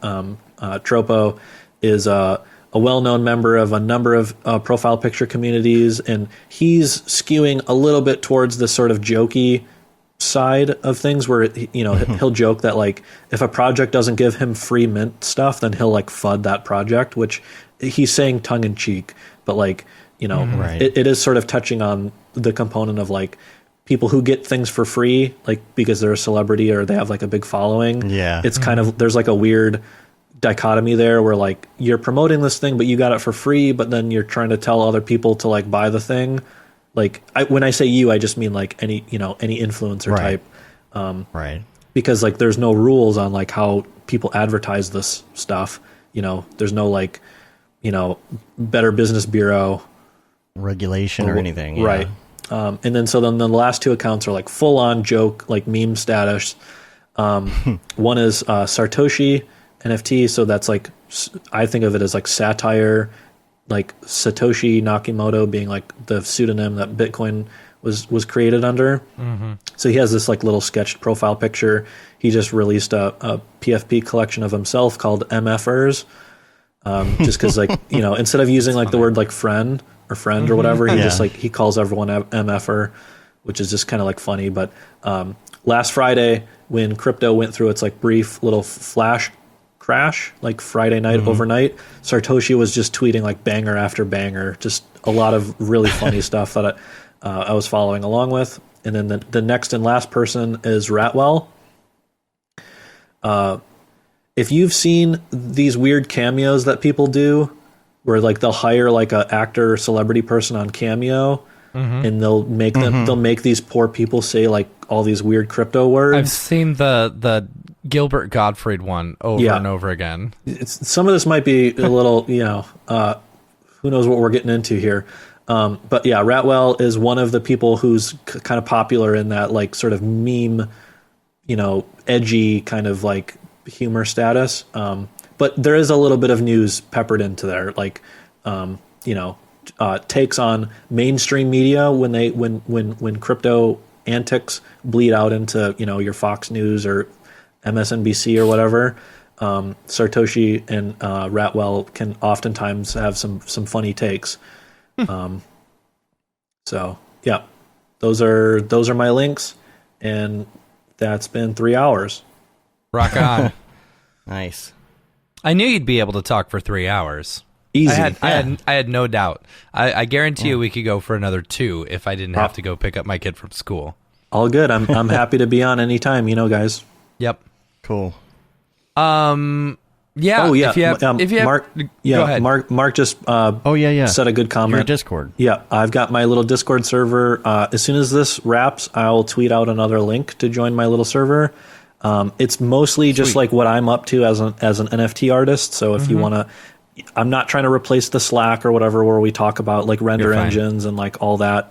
So like I try to keep all that in the places that already exists. But if you want to follow my upcoming releases and whatnot, hop into the Discord, and I'll post a text blurb of everything I sent Matt and Dave to that server. Also, it'll be in the show notes. So yeah, cool. For sure. Yeah, cool. All right, let's get back to the regular show, I guess. Drop. Is this the fucking mic drop? This is exactly what I should be doing. Ooh-wee. So that was the shortest Mograph show we've ever had. And also the longest drop show we've ever had. Yes, bravo. Yeah, you'll be able to get all the links and all of this in the show notes. They'll be posted very shortly. And and then of course it's gonna be funny because like the podcast is gonna be in Twitter, and then the drop's gonna be in Twitter tomorrow. It's gonna be literally the same episode. But, yes, that is that was a lot. Yeah, that was a lot to take in. But I think, and some of these links that you provided, especially like these Twitter threads with the beginner stuff, I think are going to be very useful for people just getting in. Absolutely. Yep. Billy, where can people find you? Yeah. Online? Yep. You can find me pretty much anywhere under my handle Gurnge, and website, Instagram. My Twitter has an underscore on it, but if you just type Gurnge, have you thought about contacting that Gurnge and saying I'll pay you for it? Well, that account's not active, but I have tried to contact Twitter themselves and say like, because I've searched my you can do that. I've searched my at and seen within the last 3 years dozens of people who try to tag me and ask me stuff, or like a Kitbash 3D promotional link or whatever of like my own artwork, and it's attributed to the wrong account. And I sent Twitter support, and I was like, hey, like I operate commercially and professionally under this name, and this account has been inactive since before I ever even made my name. Right. What can we do about it? And they're like, nope. So until I get a bigger following, I probably won't be able to put pressure on them. Right. Yeah. So yeah, I've got an underscore on Twitter, but everywhere else, Gurnge, Discord, Slack, Instagram, website, all that. Cool. Cool. Awesome. Don't forget, Wednesday, everybody watching, don't forget to tune in for the 3D Motion Show on Wednesday. I was like, what are we doing Wednesday? During the day. Got some great guests coming up on that. Matthias will be doing his thing, so make sure you check that out. You can rate us on iTunes, leave a review, subscribe on your podcatcher of choice, and help get our ratings up. The newsletter goes out every month. Make sure you sign up for that. That's going out hopefully this week. We got some stuff we want to put in that related to the holidays. What else? The T-shirts. You can say you've been there, done that. Got the T-shirt with the Mograph logo tee, the Paul Babb Feel the Babb 2020 shirt. All the profits from that go to Doctors Without Borders. The Render Things T-shirt, hoodie, and long sleeve tee. Make sure you get one of those. Stay warm around the fire this Christmas. Yeah. And that Render is Fire shirt, which won't keep you warm. Nope. Even though it says fire on it, but you're only allowed to wear it ironically, unless you're Shams. And Mograph Blandishment shirt, get you one of those as well. And check us out on the interwebs. We're on Facebook, Twitter, Instagram, YouTube, TikTok. Follow the TikToks. The numbers are going up. We can do some lives on TikTok, hopefully in a few months. Yeah, it's getting there. Been racing my daughter for followers, and she's getting mad because I'm pulling ahead on the. That's good. So she actually did a TikTok, upset that I was beating her at TikTok. That's funny. Oh, that's hilarious. Yeah, so make sure that you help us get numbers up so we can go live once we hit 1,000. And that's about it. So we're going to get out of here. You could cut this episode up into a year's worth of TikToks. Yeah, right. True. 300 some odd minutes. One every day. Yep. There you go. Yeah. What could possibly go wrong? Yeah, so that's about it. We'll catch you on the Slack or the Discord. Make sure you hit us up. If you want to join the Discord, come hang out with us in the voice chat room. We're there all day hanging out and doing basically nothing but distracting each other. So hit us up on email. I find it interesting. Like, I'll be on Discord and I'll just be listening, and it's like listening to a podcast, while I'm working. Yeah. It's one that I can speak back to if I need to. Yeah. The problem is, I always want to like join the conversation, and then I realize I'm not doing my work. I gotta have some self-control sometimes. You know? Yeah. Cool. Okay. Well, I think we covered everything, right? Yeah. And we got all your info. If people want to contact you, so that's it. We're gonna get out of here. Until next time. I'm Dave, and I'm Matt, and I'm Billy. Have a good one. Later, yo.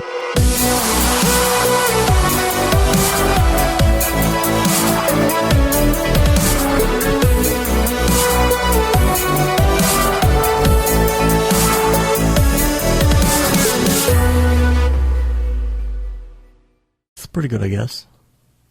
Mograph.com, an online resource for motion graphic artists. Start your week with the Mograph podcast. Industry news, interviews with your favorite artists, and terrible humor. Watch live shows and interviews from Mograph events like NAB, SIGGRAPH, Half-Res, and local meetups. Our Mograph Talks feature live demos and motivation from artists all around the world. Sometimes you gotta make stuff that you're not gonna put on your reel, and I'm not here to judge. What if Rick and Morty show up for the countdown at midnight? That's where I peaked in life, in my career. We gotta stop this thing, Rick! It's gonna kill us all! Hear from the people that create your software, design your render engines, and artists that are changing the face of modern motion graphics. You get that render done. Yeah, you better frame what? Mograph tutorials and online classes will teach you about Cinema 4D, After Effects, as well as other popular software and render engines. Throw in the HDR Studio, take the render settings, pick the HDR, put a reflection, and gorgeous. Branch into new software. Learn time-saving tips, techniques, workflows, and lessons that'll keep you up to date in the world of motion design. Oh, brother, those are some of my favorite elves. I love projects that scare me. When our art director comes to us and asks for something that I had never done before, man, it gets me pumped. Join the conversation in our live sessions. Check out our plugins, or join the hundreds of daily active users in our Slack channel for technical help, advice, contests, or just to joke around. Real nice banana. Ah, that's so funny. All right. I'm going to live forever. Subscribe today and get the latest updates on our YouTube and other social media channels. Take all your dreams and just do it! We don't care how you get here, folks. Just get here. Subscribe to Mograph.com.